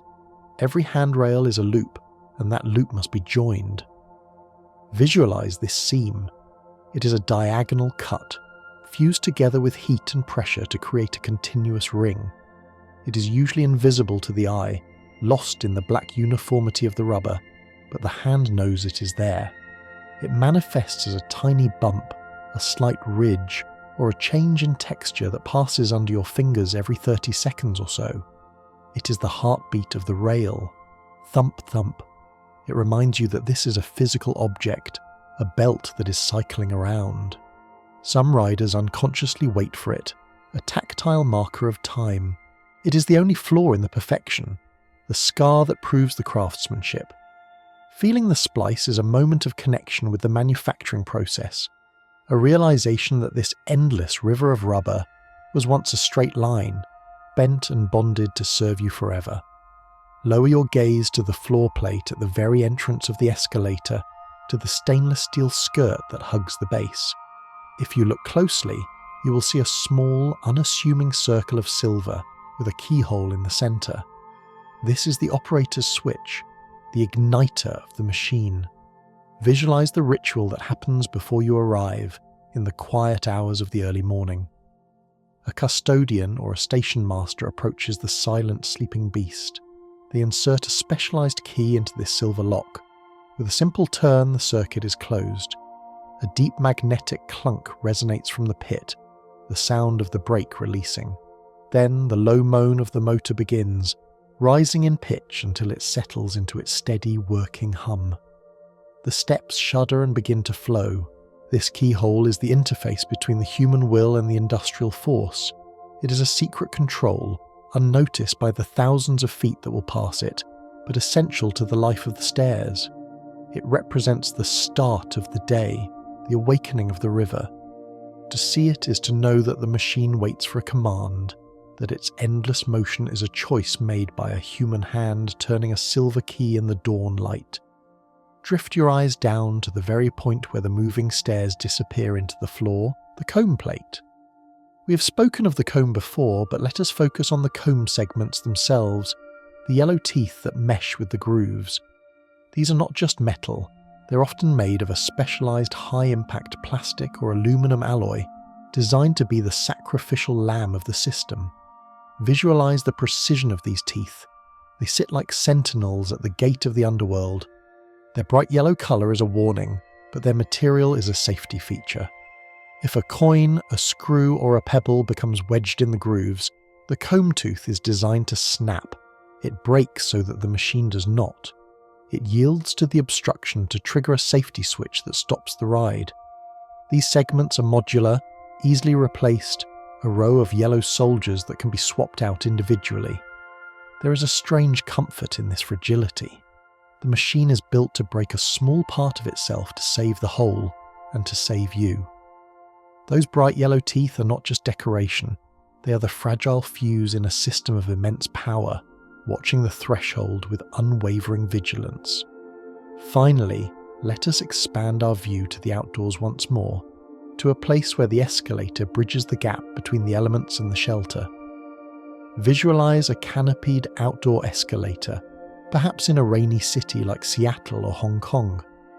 The escalator is outdoors, yet it is enclosed in a tunnel of glass and steel, a transparent tube that winds up the hillside. The sensory magic here is the sound of the weather. Picture yourself gliding upward on a stormy evening. The rain is lashing down, drumming a chaotic rhythmic beat against the glass roof just inches above your head. Tut tut tut shh. You see the water streaming down the panels, blurring the lights of the city outside into a watercolour painting. The wind howls, shaking the trees visible through the clear walls, yet you're in a bubble of warm, dry stillness. You can hear the fury of the storm, see its power, but you are untouched by it. The escalator carries you through the heart of the tempest in total comfort. It is a feeling of cosy isolation, like being in a warm bed while a storm rages outside, but you are moving, ascending through the rain without getting a single drop on your skin. The contrast between the violence of the weather and the smooth mechanical hum of your ride creates a deep, resonant peace. From that protective, rain-streaked tunnel where the storm is held at bay by a wall of glass, let your senses drift downward, moving from the visible weather of the sky to the invisible weather of the underground. In the deep subterranean networks of the world, the bustling tubes of London or the vast metros of Moscow, the escalator tunnel becomes a wind tunnel. This is the phenomenon of the piston effect, a breath of air generated by the movement of trains far below. Visualize the sensation of standing on a long escalator descending into the earth. Even before you hear the rumble of the train, you feel its arrival. A warm, rushing breeze pushes up from the depths, sweeping past your face, ruffling your hair. It is the exhalation of the tunnel. The train, a massive metal piston moving through a tight cylinder, pushes a column of air ahead of it, forcing it up the path of the least resistance, the escalator shaft. There is a strange comfort in this subterranean wind. It is warm, carrying the scent of ozone, dry dust, and the friction of steel brakes. It wraps around you like a heavy blanket, a reminder that the underground city is a living, breathing organism. You're walking into the lungs of the metropolis. The escalator carries you down against the wind, a slow descent into the warm, moving air, creating a sensory threshold that marks the transition from the cool, still air of the street to the dynamic, pressurized atmosphere of the deep. As the wind settles and you continue your glide, allow your mind to contemplate the geometry of your repose. You're standing on a slope, yet you are perfectly balanced. This is due to the standard angle of inclination. Almost every escalator in the world is set to a precise angle of either 30 or 35 degrees. This is not an arbitrary choice. It is a mathematical sweet spot, calculated for the comfort of the human inner ear. Visualize a giant triangle. A 35-degree slope is efficient, used in compact spaces, saving room in the building's design. It feels slightly steeper, a more rapid ascent. But the 30-degree slope is the angle of luxury. It is the gentle rise. At this angle, the brain does not register the height as a threat. It feels less like a climb and more like a drift. Picture the slope stretching out before you. It is steep enough to lift you quickly, yet shallow enough to banish vertigo. It is the angle of ease, a geometric cradle that holds you in a state of equilibrium. If it were steeper, you would clutch the rail in fear. If it were shallower, the journey would feel endless. But here at 30 degrees you are suspended in the perfect mean, a harmonious diagonal that feels as natural as a hillside path, engineered to soothe the primal fear of falling. Focus now on the mesmerizing transformation that occurs at the very ends of the ride, the transition zone. This is the moment where the staircase dissolves into a floor. It is a mechanical magic trick that happens continuously, yet we rarely stop to appreciate the accordion effect. Visualize the steps as they approach the top landing. For most of the journey, they are distinct, high steps, a jagged sawtooth pattern. But as they near the comb plate, they begin to collapse. The step in front of you seems to sink, while the step you are on stays level. They are flattening out, folding into each other like a slow-motion origami. Watch the lines of the treads. They align perfectly, transforming from a vertical staircase into a flat, horizontal ribbon of silver. It is a visual fluid dynamics, a waterfall in reverse. The jagged peaks of the stairs smooth out into a calm lake of metal. There is a profound satisfaction in watching this collapse, a rhythmic flattening that signals the end of the effort. It is the machine tidying itself up, putting away the stairs to present you with a smooth, flat surface for your departure, a seamless metamorphosis from climb to glide. Drift your attention from the steps themselves to the underbelly of the machine, to the cladding that hides the truss. In high-end malls and hotels, this exterior skin is often made of mirror-polished stainless steel. This creates a beautiful, disorienting visual effect for those standing on the floor below. Visualize the underside of the escalator as it soars across the atrium.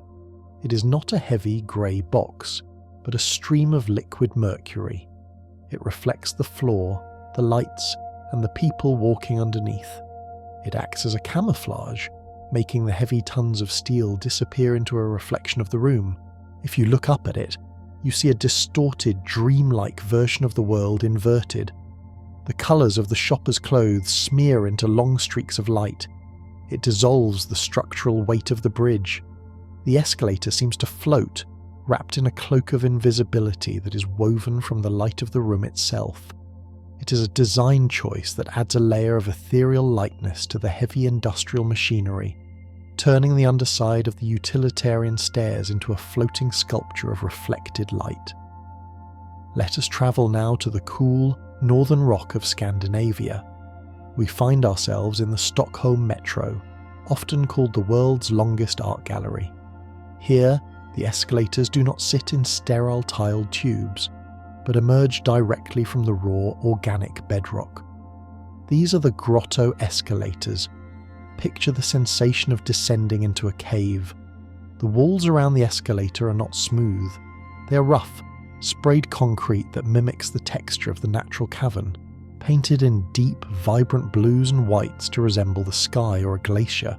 The escalator is a sleek silver arrow piercing the rough prehistoric stone. The contrast is striking. You're riding a machine of perfect straight lines through a space of chaotic organic curves. It feels like descending into a mythical underworld, a hall of the Mountain King. The air is cool and still. The sound of the escalator echoes differently here, bouncing off the uneven rock surfaces, creating a hollow, cavernous reverb. It is a journey that bridges the primeval past of the Earth with the technological present, a slow glide through the geological history of the ground beneath the city. From the fixed stones of the cave, let us consider the fluid nature of time and direction. An escalator is not a stubborn creature, it is adaptable. We speak now of the tidal flow operation. In busy transit hubs, the same escalator can change its identity depending on the time of day. Visualize the morning rush hour. The city is inhaling. The people are flowing into the center. The bank of escalators is set to up, a triple stream of silver carrying the workforce to the street. But as the sun sets and the city exhales, the tide turns. The station master or an automated clock flips the switch. The up escalator slows to a halt, pauses for a breath of stillness, and then begins to flow down. It is a mechanical mimicking of the ocean tides.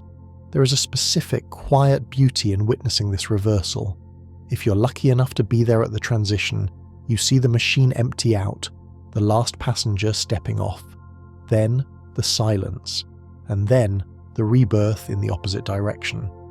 It is a reminder that the infrastructure serves the rhythm of the human day, shifting its flow to match the collective movement of the crowd, a river that can run uphill or downhill depending on the needs of the hour. Float further now into the realm of extreme luxury and history. We tend to think of escalators as fixed parts of a building, rooted in place. But there was once a portable golden escalator. In the 1950s, King Saud of Saudi Arabia commissioned a mobile escalator to accompany him on his travels, ensuring he never had to walk down the stairs of his airplane. Visualize this object of opulent utility. It was a self-contained staircase glittering with gold trim, mounted on a chassis that could be driven up to the side of a plane.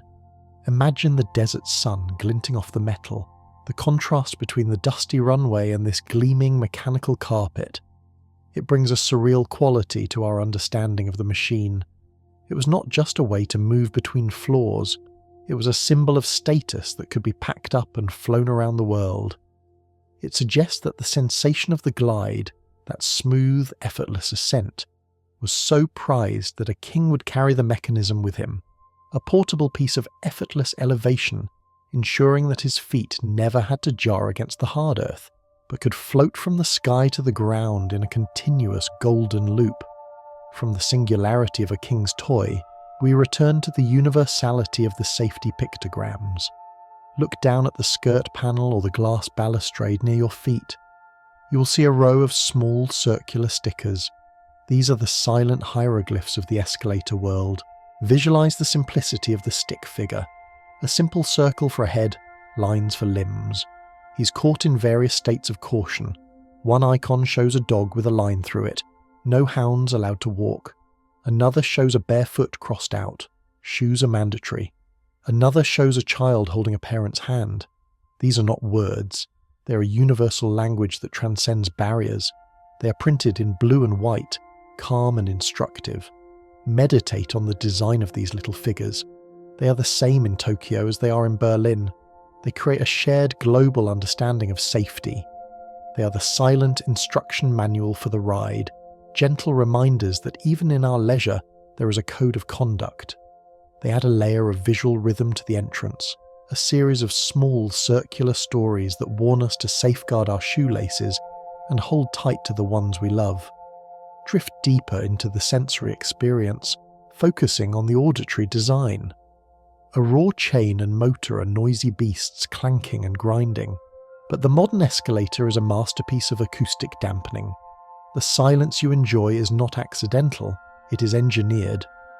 Visualize the interior of the truss, filled with sound-absorbing baffles and insulation materials, thick mats of dense foam that line the metal walls.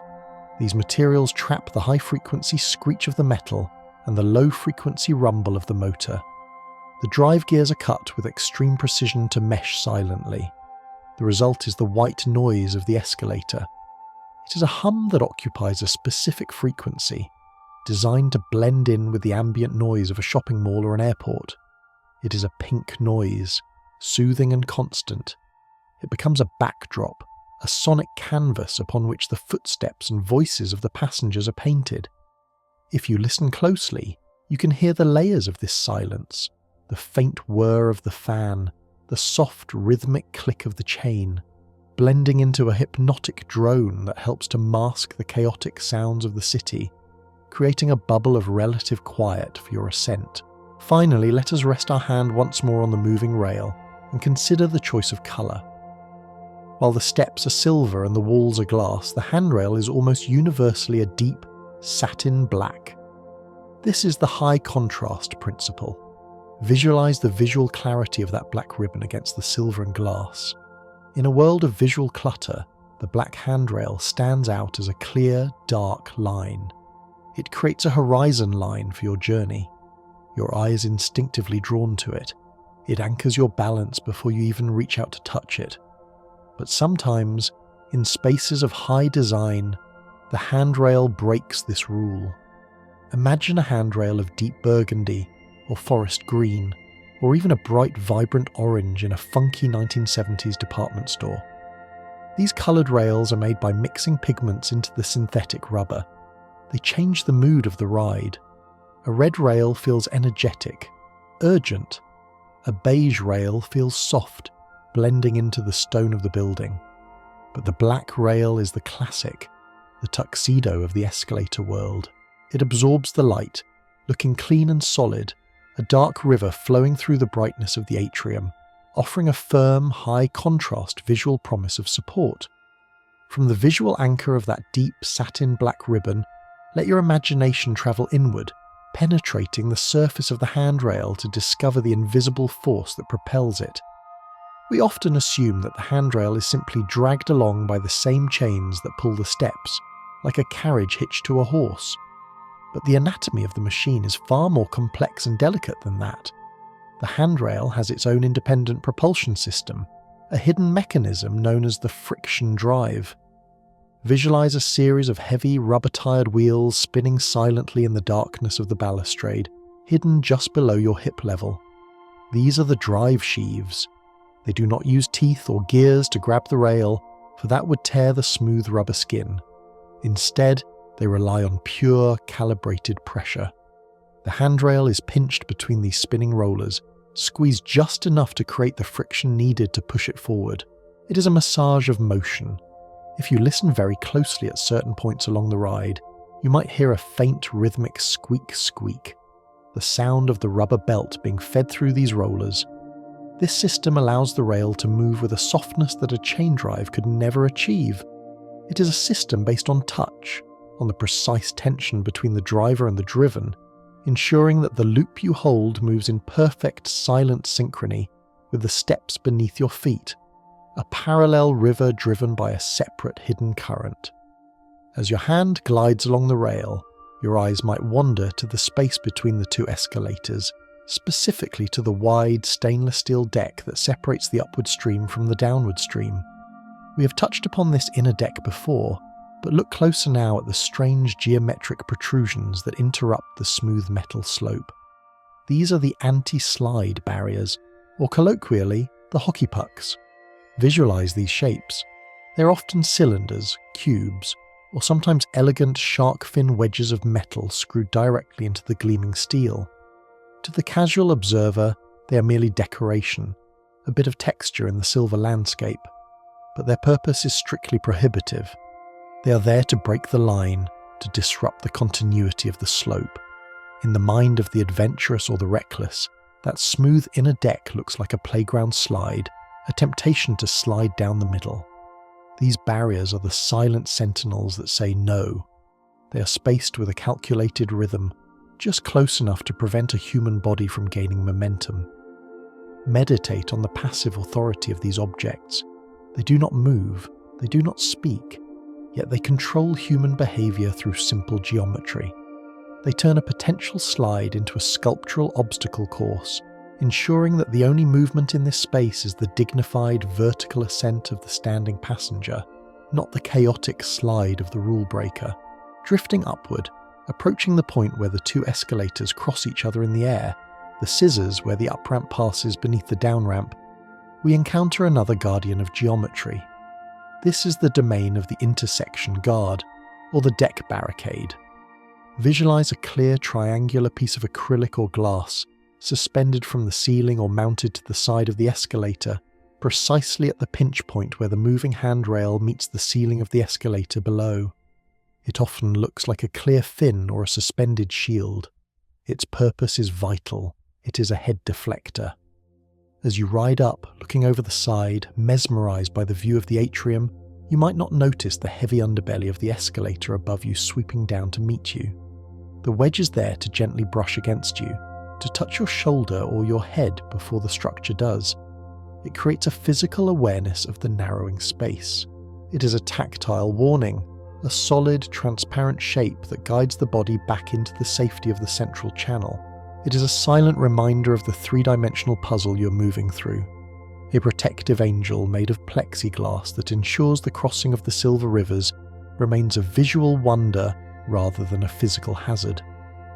Let us sink now from the airy heights of the atrium down into the molten heart of creation to understand the birth of the step itself. The platform you stand on is not a sheet of stamped metal folded into shape. It is a solid, three-dimensional sculpture born of fire. This is the aluminum die-cast process. Visualize a crucible of molten aluminum shimmering like liquid silver in a foundry. This liquid metal is injected under immense pressure into a steel mold, a negative space shaped exactly like the step, the grooves, the riser, the structural ribs underneath. In an instant, the liquid freezes, crystallizing into a single solid object. This method creates a step that is incredibly light yet immensely strong, a monolith of metal with no welds to break and no seams to split. Run your mind's eye over the surface of the step. The ridges are crisp, defined by the precision of the mold. The material itself is non-magnetic and resistant to corrosion. It is a piece of industrial art, identical to the thousands of others in the loop. To stand on it is to stand on a frozen moment of industrial creation, a block of elemental metal that has been forced into service to carry you upward, cool to the touch and ringing with the solidity of a single unified form. From the singular solidity of the step, expand your mind to the collective fluidity of the crowd. The escalator is a vessel of immense capacity. We often think of it carrying us alone, or perhaps with a few shoppers, but it is designed to move a river of humanity. This is the concept of theoretical flow. Visualize a wide, heavy-duty escalator in a major metro station. It is a machine that eats cues. Engineers calculate that a standard meter-wide escalator can move between 9,000 and 13,000 people per hour. Imagine that number. It is the population of a small town, all moved by a single machine in the span of 60 minutes. Unlike an elevator, which must close its doors, travel and return, a box that creates waiting, the escalator is a continuous, open-mouthed hunger. It never rejects a passenger. It is the artery of the city, pumping the cells of the population with a relentless, steady rhythm. To ride it in rush hour is to become a single droplet in a massive hydraulic event, a seamless transfer of mass from the depths to the surface, flowing without interruption. It is a testament to the efficiency of the loop, a machine that turns the chaotic crowd into an orderly streaming line of ascent. But this river does not always flow at the same speed. In the sophisticated nervous system of the modern building, the escalator possesses a brain known as the Variable Voltage Variable Frequency Drive, or the VVVF. This is the gentle hand that controls the pace. Visualize the escalator in the early morning just as the doors open. It is moving but sluggishly, in a sleepwalk mode to save energy. As you step onto the mat, the sensor sees you, but the machine does not jerk into high gear. Instead, the VVVF drive modulates the electricity, creating a soft start. It ramps up the frequency of the current like a dimmer switch raising the lights. You feel a gentle acceleration, a smooth surge of power that lifts you to operating speed without a single jolt. It is a liquid transition. The motor does not just turn on or off, it glides between speeds. This technology protects the gears from the shock of sudden movement and it protects you from the loss of balance. It is the machine communicating with its own muscles, telling them to wake up gradually, to apply power with the grace of a dancer rather than the brute force of a switch. Now, let us turn our thoughts to the elements. What happens when the escalator lives outside, exposed to the lashing rain of a summer storm? It must deal with the water, lest it drown. Hidden beneath the floor plates at the bottom of the incline is a secret plumbing system, the oil-water separator.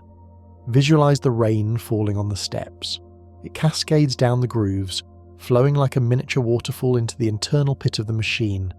If this water were simply pumped out, it would carry the grease and oil of the chains into the city's soil. So, the machine has a kidney.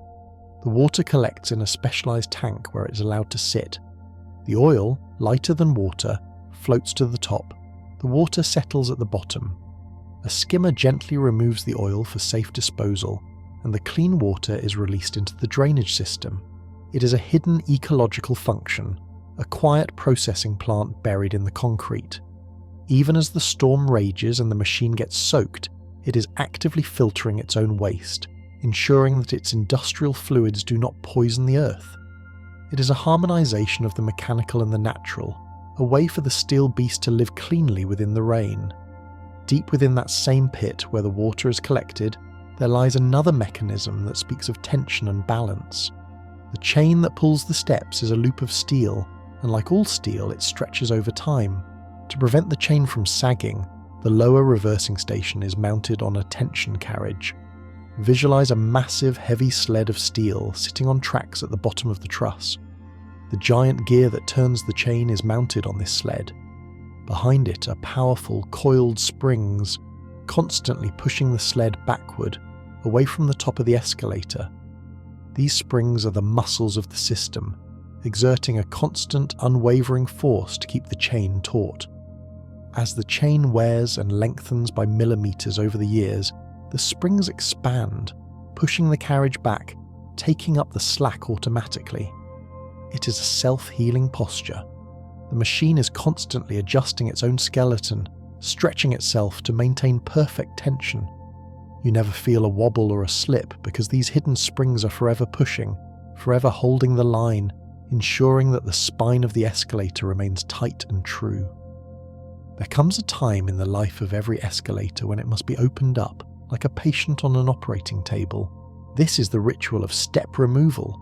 A single step weighs roughly 30 to 40 pounds, a dense, heavy object not easily moved by human hands alone. Visualize the maintenance team arriving in the quiet of the night. They carry a specialized tool, a device that looks like a heavy-duty suction cup or a grappling hook. They clamp it onto the smooth surface of a single step.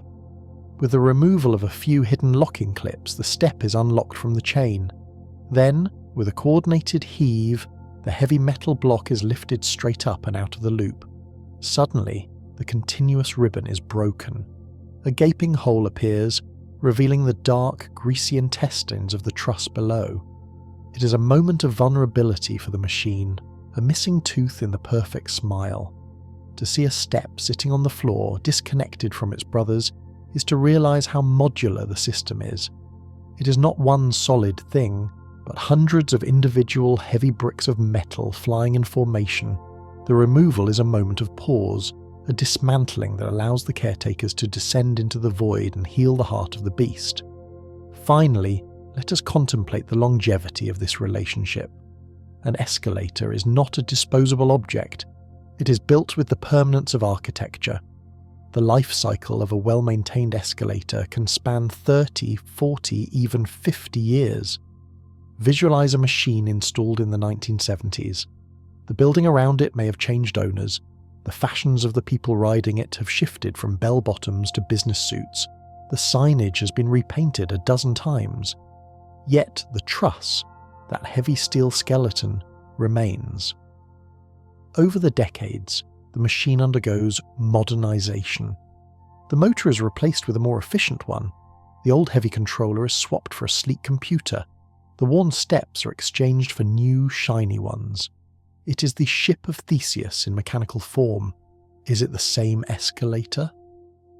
The soul seems to remain, The rhythm of the rise stays constant, even as the organs are transplanted. It is a witness to history, a steady, reliable servant that outlasts the trends of the era, churning away in its loop, carrying generation after generation upward, a permanent fixture of flow in a world of constant change. From that vision of the enduring, evolving machine, a steady servant that outlasts the very fashions of the riders it carries, let us shift our awareness to the solid ground upon which it rests, or rather, the illusion of solidity. For the earth beneath us is not always still. It breathes, it shifts, and sometimes it trembles. In the great cities of the Pacific Rim, Tokyo, San Francisco, Santiago, the escalator must contend with the violent shudder of the seismic wave. Here, we discover this seismic sliding joint. Visualize the top landing of a massive escalator in an earthquake zone. It appears to be bolted firmly to the floor, a permanent fixture of the architecture. But this is a deception of design. The truss, that heavy steel skeleton we spoke of, is not rigidly fixed at both ends. If it were, the twisting of the building during a tremor would rip the machine apart, buckling the steel like a tin can. Instead, the top of the escalator rests on a specialized sliding bearing, a heavy-duty plate that allows movement. Imagine a giant greased skid. When the earthquake strikes and the floors of the building drift apart or twist in opposite directions, the escalator is free to slide. It floats on its mount, moving horizontally up to several inches, riding out the storm. It is a bridge that disconnects itself from the shore to save itself. There is a profound, hidden grace in this engineering. It acknowledges the chaos of nature and meets it not with resistance, but with flexibility. It is a machine designed to go with the flow in the most literal tectonic sense, preserving its structural integrity by refusing to hold on too tight when the world begins to shake. As the tremors subside and the building settles back into its stillness, we are left with the silence of the machine. Occasionally we encounter an escalator that has stopped, not for safety, but simply because it is turned off. We are forced to walk up it, and here we encounter a strange physical resistance, a heaviness in the legs known as the riser discrepancy. Visualize yourself walking up a stationary escalator. It feels harder, steeper, more exhausting than a regular staircase. This is not just in your mind, it is in the geometry. A standard architectural staircase has a riser height, the vertical distance between steps, of about 7 inches.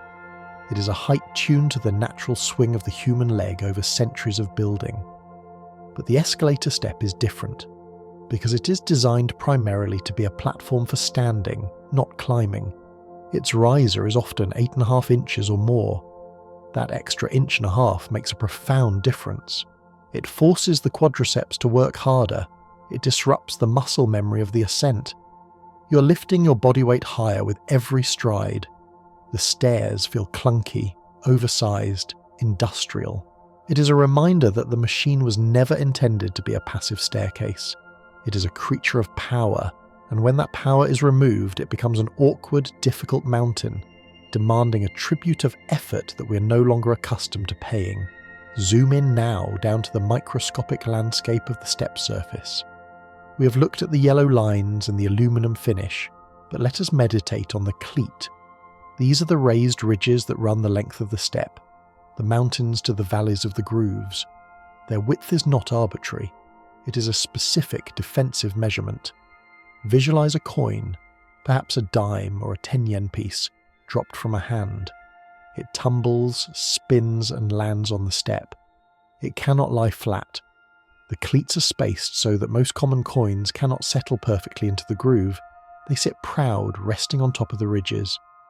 This is the coin rejection geometry. If the coin could lay flat in the valley, it might slide under the cone plate at the end of the ride, jamming the mechanism or stripping the plastic teeth. By forcing the coin to sit on top of the cleats, the machine ensures that it will be swept off by the comb, sliding safely onto the landing plate. It is a subtle, geometric filtration system. The very shape of the floor you stand on is designed to reject foreign objects, to keep the internal organs of the machine free from the debris of commerce. It is a surface that is exclusive, accepting only the soft rubber of a shoe while repelling the hard metal of the loose change, keeping the river flowing without a snag. Drifting from the mechanical to the electrical, let us consider the invisible storm that builds up during the ride. As thousands of rubber soles shuffle across the moving steps, and as the rubber handrail slides over its guides, a massive charge of static electricity is generated. Without a path to the ground, this charge would build until it arched, a lightning bolt from the machine to you. Enter the anti-static brush. Visualize the underside of the step, the part that travels in the dark return loop. Here, unseen by the public, a series of carbon fibre or copper brushes gently stroke the metal of the steps and the chain. These are the grounding rods. They are the silent healers of the electrical imbalance. They sweep away the excess electrons, channeling them safely into the earth. If you have ever touched a handrail in winter and felt a sharp snap of a shock, you have felt the failure or the absence of this system. But when it works, it is a veil of protection. It keeps the ride neutral. It creates an electrical silence to match the acoustic silence. It ensures that the touch of the machine is welcoming, not biting. It is a constant, invisible grooming process, wiping away the accumulated energy of friction so that the connection between human and machine remains peaceful. Let us cast off from the solid land entirely now and board a vessel bound for the open sea. In the grand atriums of modern cruise ships, we find the marine escalator. This is a machine that must function within a moving frame of reference. The ocean heaves, the ship pitches and rolls, yet the stairs must run true. Visualize the environment. The horizon outside the porthole is tilting, rising and falling with the swell. Gravity is shifting. To combat this, the marine escalator is built with a high-tension reinforced frame and additional retaining guides.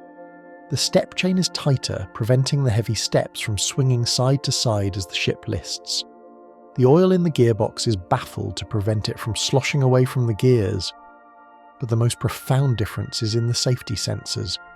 They are calibrated to ignore the slow, rhythmic movement of the ship, but to react instantly to a sudden shock. The machine knows the difference between the ocean's breath and a mechanical failure. Riding it is a surreal experience. Your body adjusts to the sway of the ship, while the stairs provide a constant, unwavering verticality relative to the hull. It is an island of industrial order floating on a chaotic organic surface, a silver thread of stability that allows you to ascend with dignity even as the world tips beneath your feet. Sink deeper into the machine, to the very bottom of the truss, where the return loop takes place. Here, the steps flip over and travel upside down. In this dark, inverted world, we find the step chain roller. We have mentioned wheels before, but let us focus on the material difference between the old world and the new. In the past, these rollers were steel, hard, loud, and durable. They created a rumbling roar, a sound like a distant train. Today, they are almost exclusively high-density polyurethane. Visualize this material, a translucent, amber-coloured synthetic rubber. It is tough as stone but possesses a memory. When it rolls over a microscopic imperfection in the track, it deforms slightly, absorbing the bump and then springs back. This is the source of the gliding sensation. It is not just rolling, it is floating on a cushion of chemistry. The sound changes from a metallic clatter to a soft, rhythmic thrum. Inside the dark tunnel of the truss, thousands of these amber wheels are spinning in the dark, performing a silent ballet. They are the shoes of the machine, soft-soled and stealthy, ensuring that the heavy steel steps tiptoe through the building rather than stomp. As we listen to the soft thrum of the rollers, let us consider the worst-case scenario and the hidden hero that prevents it. What happens if the drive chain snaps? What prevents the heavy stairs loaded with people from cascading backward under gravity? The answer lies in a device with a name as rugged as its function. The non-reversing ratchet, or the pawel. Visualize a heavy toothed gear attached to the main drive shaft. Resting against it is a heavy steel arm, the pawel. As the escalator moves up, the teeth click past the pawel, clack, clack, clack, allowing forward motion. But the instant the shaft tries to reverse, the instant gravity tries to take over, the pal drops into the tooth, locking the gears solid. It is the same mechanism found on a roller coaster lift hill. It is the sound of security. On some older machines, you can hear this faint clicking, a heartbeat of safety. It is a mechanical promise that backwards is impossible. It is an anchor that is always deployed, dragging behind the ship, ready to catch the seabed the moment the engine fails. It transforms the escalator from a potential slide into a solid, immovable staircase in the blink of an eye. Drift now to the hands of the unseen operator. When the escalator needs to be serviced, the technician does not stand at the top and guess. They climb onto the machine, standing on the moving steps, holding a device known as the inspection pendant. Visualize this object. It is a heavy yellow industrial remote control connected by a long coiled cable, an umbilical cord that links the human to the machine's brain. The technician stands in the center of the truss, surrounded by the open skeleton of the building. With the pendant, they can drive the escalator with surgical precision. They can inch it forward, move it backward, or run it at a crawl speed barely perceptible to the eye. It creates an intimate bond. The operator is riding the beast while holding its reins. They are inside the ribcage, controlling the heartbeat. The coil of the cable snakes over the steps, a bright line of communication. It represents the override of the automatic, the moment when human judgment supersedes the programmed loop, guiding the massive steel river with the gentle pressure of a thumb on a button. Expand your imagination to the invisible structure of the step itself. We see the top, the grooved silver surface. But if you were to lie in the truss and look up at the underside of the passing steps, you would see that they are hollow. This is the shell construction. Visualize the underside of the aluminum die-cast. It is not a solid block. It is a delicate lattice of ribs and voids, like the wing of a bird or the inside of a bone. This hollowness serves a purpose beyond weight reduction. It acts as a resonance chamber. When you step hard onto an escalator, you hear a hollow thud rather than a sharp clang. The air trapped inside the step dampens the impact. It gives the machine a voice. A full, heavy escalator sounds different than an empty one because the bodies of the passengers change the acoustics of these hollow shells. The steps are like bells that have been muted, singing a low, dull note as they travel. This hidden geometry of voids makes the massive chain of metal light enough to fly, yet strong enough to bear the weight of the world. Finally, let us contemplate the ultimate destiny of this silver river. An escalator is a collection of high-grade materials: stainless steel, aluminum, copper, rubber. It is a mine of value. When an escalator reaches the end of its 50-year life, it does not simply vanish. It enters the cycle of reclamation. Visualize the dismantling. The heavy truss is cut into sections. The aluminum steps are melted down to become car parts or soda cans. The copper of the motor windings is wound into new wires. The escalator is reincarnated. The steel that once carried shoppers in a mall in 1980 might now be part of a bridge or a beam in a new skyscraper. The soul of the motion is gone, but the matter remains. There is a peace in this continuity. The atoms that form the groove you stood on, the atoms that form the rail you held, are still here, scattered into the built world around you. The loop of the escalator is not just a loop of travel, it is a loop of matter, a slow, century-long cycle of forging, using, melting, and forging again. Nothing is lost. The river stops flowing, but the water, the metal, the energy, the intent, simply returns to the great ocean of industry, waiting to be drawn up into a new form, perhaps to carry you again in another life. From the notion of the metal returning to the earth to be reborn, let us drift to a place where the ghosts of the past are suspended in a beautiful, twisted immortality. In the Wynyard Station of Sydney, the old wooden escalators we spoke of, the ones that carried the weight of the 20th century, were not melted down. Instead, they were lifted into the air and woven into a static dream. This is the sculpture known as interloop. Visualize this form. It is a ribbon of heritage, a double helix of weathered timber treads and vintage combs that hangs from the ceiling of the modern station. It creates a stunning paradox, an escalator that goes nowhere, looping back upon itself in a knotted embrace. The wood, spotted with the heel marks of 1 million commuters, is preserved in its final frozen motion.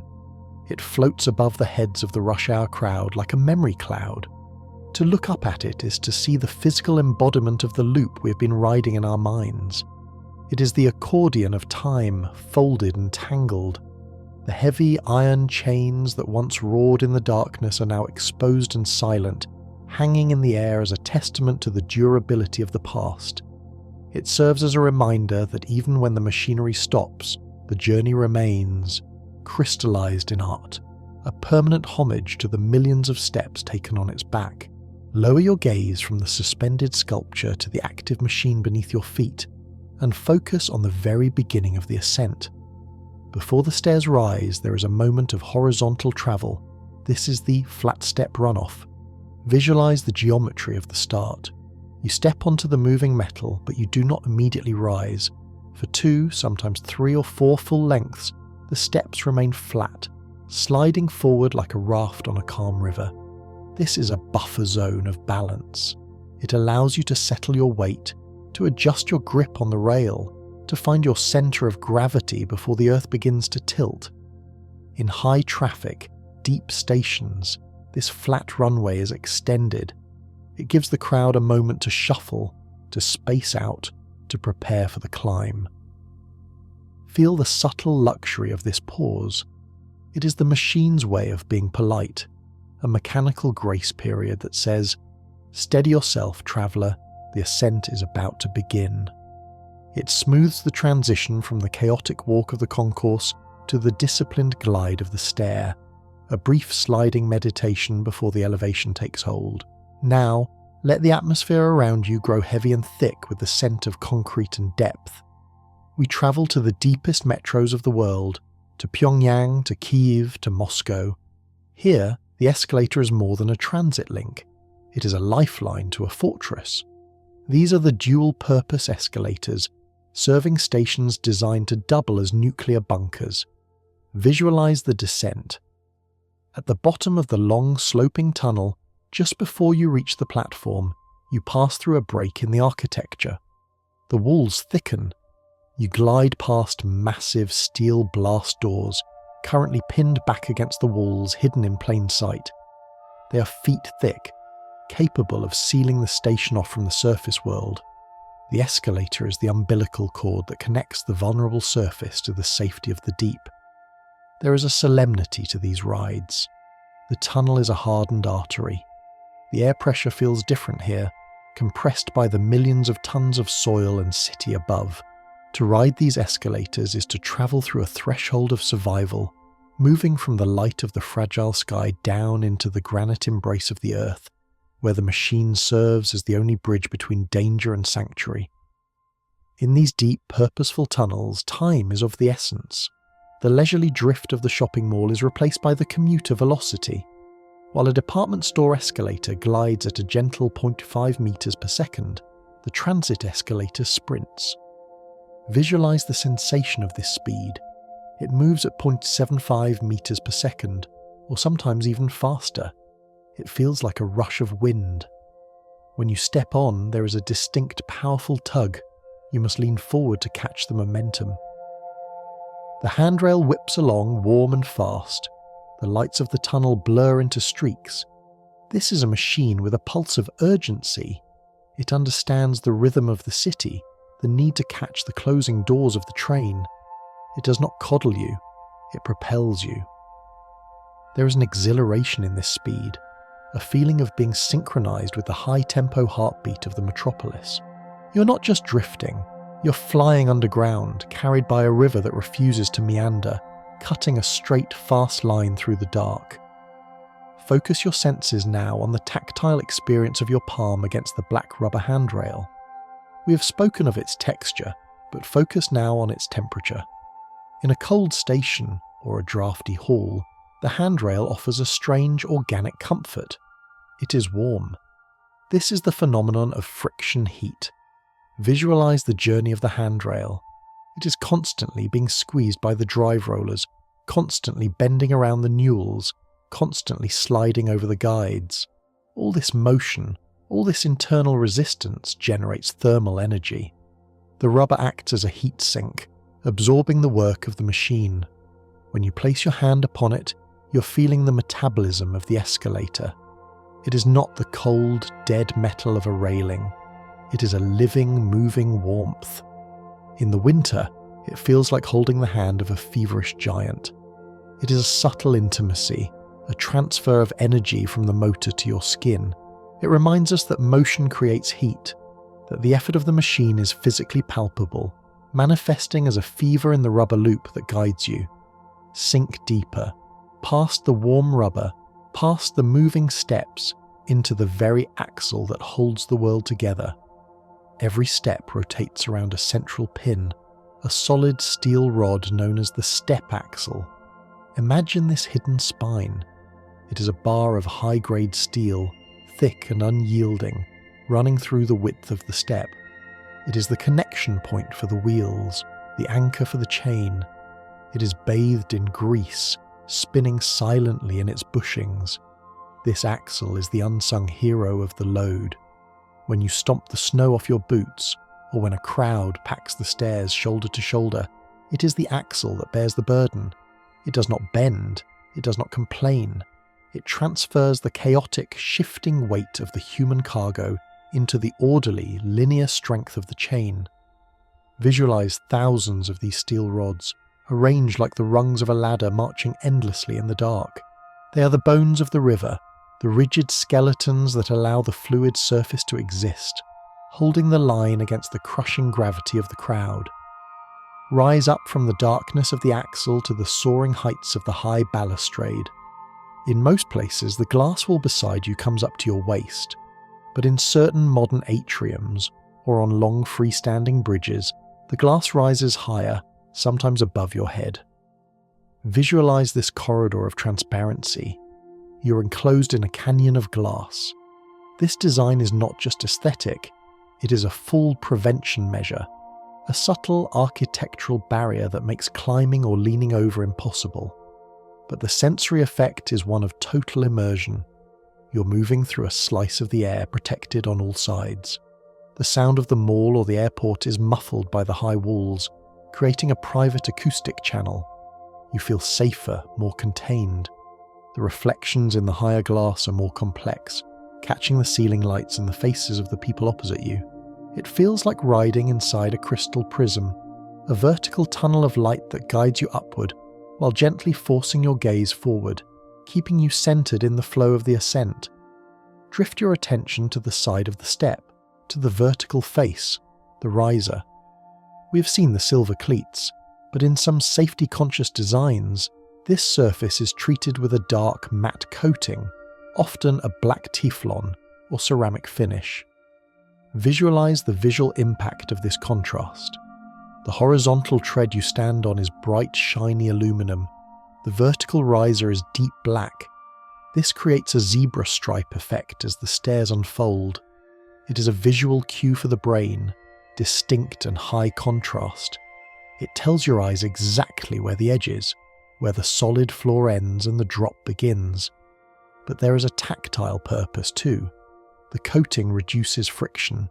If your shoe toe were to rub against the rising step, the slick, dark surface allows it to slide harmlessly rather than catch. It is a shadow painted onto the metal, a void of colour that serves as both a warning signal and a friction shield.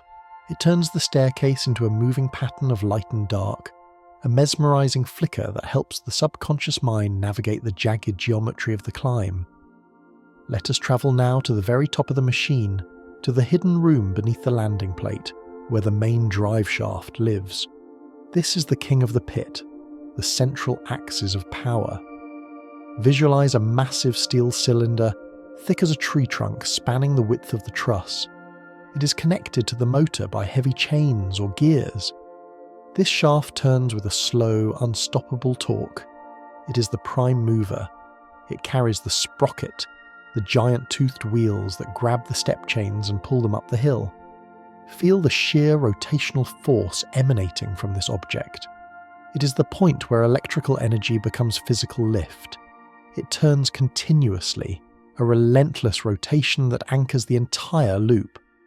If you were to stand on the landing plate above it, you would feel a deep, resonant vibration in the soles of your feet, the purr of the main shaft. It is the heartbeat of the escalator, a heavy, rhythmic pulse that drives the blood through the veins of the system, hidden just inches beneath the polished floor. Finally, let us step back and view the escalator not as a machine, but as a void. In the architecture of a skyscraper, the escalator well, or vertical penetration, is a unique acoustic space. Visualize a stack of escalators crisscrossing up through a 40-story atrium. They create a continuous open channel from the lobby to the roof. This column of air is a mixing chamber for the sounds of the building. As you ride the escalator in the middle of this stack, you are suspended in the audio cloud. You hear the murmur of the cafe on the ground floor, the click of heels on the mezzanine, the distant announcement from the observation deck. The sound does not belong to any one floor. It is a blend of all of them. The escalator shaft acts as a canyon, carrying the atmosphere of the building up and down. You're riding through the collective breath of the structure. It is a space of connection, where the separation between levels dissolves into a single vertical community. To float through this void is to be everywhere at once, suspended in the hum of human activity, carried by the silver stairs through the very center of the hive. From that soaring vertical community, where the sounds of life blend into a single harmonious hum, we arrive at the final truth, the deepest secret held within the silver loops. It is the paradox that lies at the very heart of the experience, the active power of surrender. We spend our lives climbing, striving, pushing against gravity with every muscle, believing that ascent requires effort. But the escalator teaches us the ultimate philosophical lesson of the still point. Visualize the sensation one last time. You step onto the moving stair and you freeze. You lock your knees, you plant your feet, you hold the rail, you become a statue, and yet you rise. In this moment, you're embodying the ancient Taoist concept of Wu Wei, inexertion or effortless action. You're moving forward by standing still. The machine takes the burden of the world from your shoulders. It says, "Rest now, I will carry the weight." To ride an escalator is to trust in a power greater than your own legs, a power that runs deep beneath the floor, unseen and constant. It is a moment of pure suspension where you are liberated from the physics of struggle. You are floating through space, held up by the hidden truss, guided by the warm handrail, protected by the yellow lines. It is the only place in our modern lives where we can physically ascend while completely letting go. The step you stand on is a vessel of peace, a small silver island that asks nothing of you but your presence. It carries you up to the light or down to the quiet dark, asking only that you breathe, that you wait, and that you allow the river to take you exactly where you need to go. And now, the journey is complete. The river begins to slow. Visualize the great, bustling atrium of the world starting to dim. The lights overhead, those galaxies of glass and filament, are flickering out one by one, turning from brilliant white to a soft ember glow, and finally to a restful black. The shoppers have gone home. The travellers have reached their destinations. The station is empty. See the station master approaching the base of the silver stairs. In the quiet velvet gloom, a hand turns the silver key. Click. The deep rhythmic hum of the motor drops in pitch. Slower, lower, a fading vibration that resonates in the floorboards. The endless loop of steps slows its march. The silver waterfall, which has flowed tirelessly all day, comes to a gentle sliding halt. The handrail stops its rotation. The chain relaxes. The wind from the tunnel settles into stillness. Silence rushes in to fill the space, a thick, comforting silence that wraps around the machinery like a blanket. The beast is sleeping. The steps are frozen in their ascent, resting in the dark, waiting for the dawn that is hours away. But you do not need to wait. You're drifting away from the metal and the glass, floating backward into your own soft darkness. Your legs are heavy, relieved of all walking. Your hands are open, releasing the rail. You're caught in the 0 point, the perfect stillness between the rise and the fall. The current has carried you to the shore of dreams. The motion has ceased. The world is still. There is nothing left to climb. And now, 101 wonders are resting with you. Sleep now. Good night.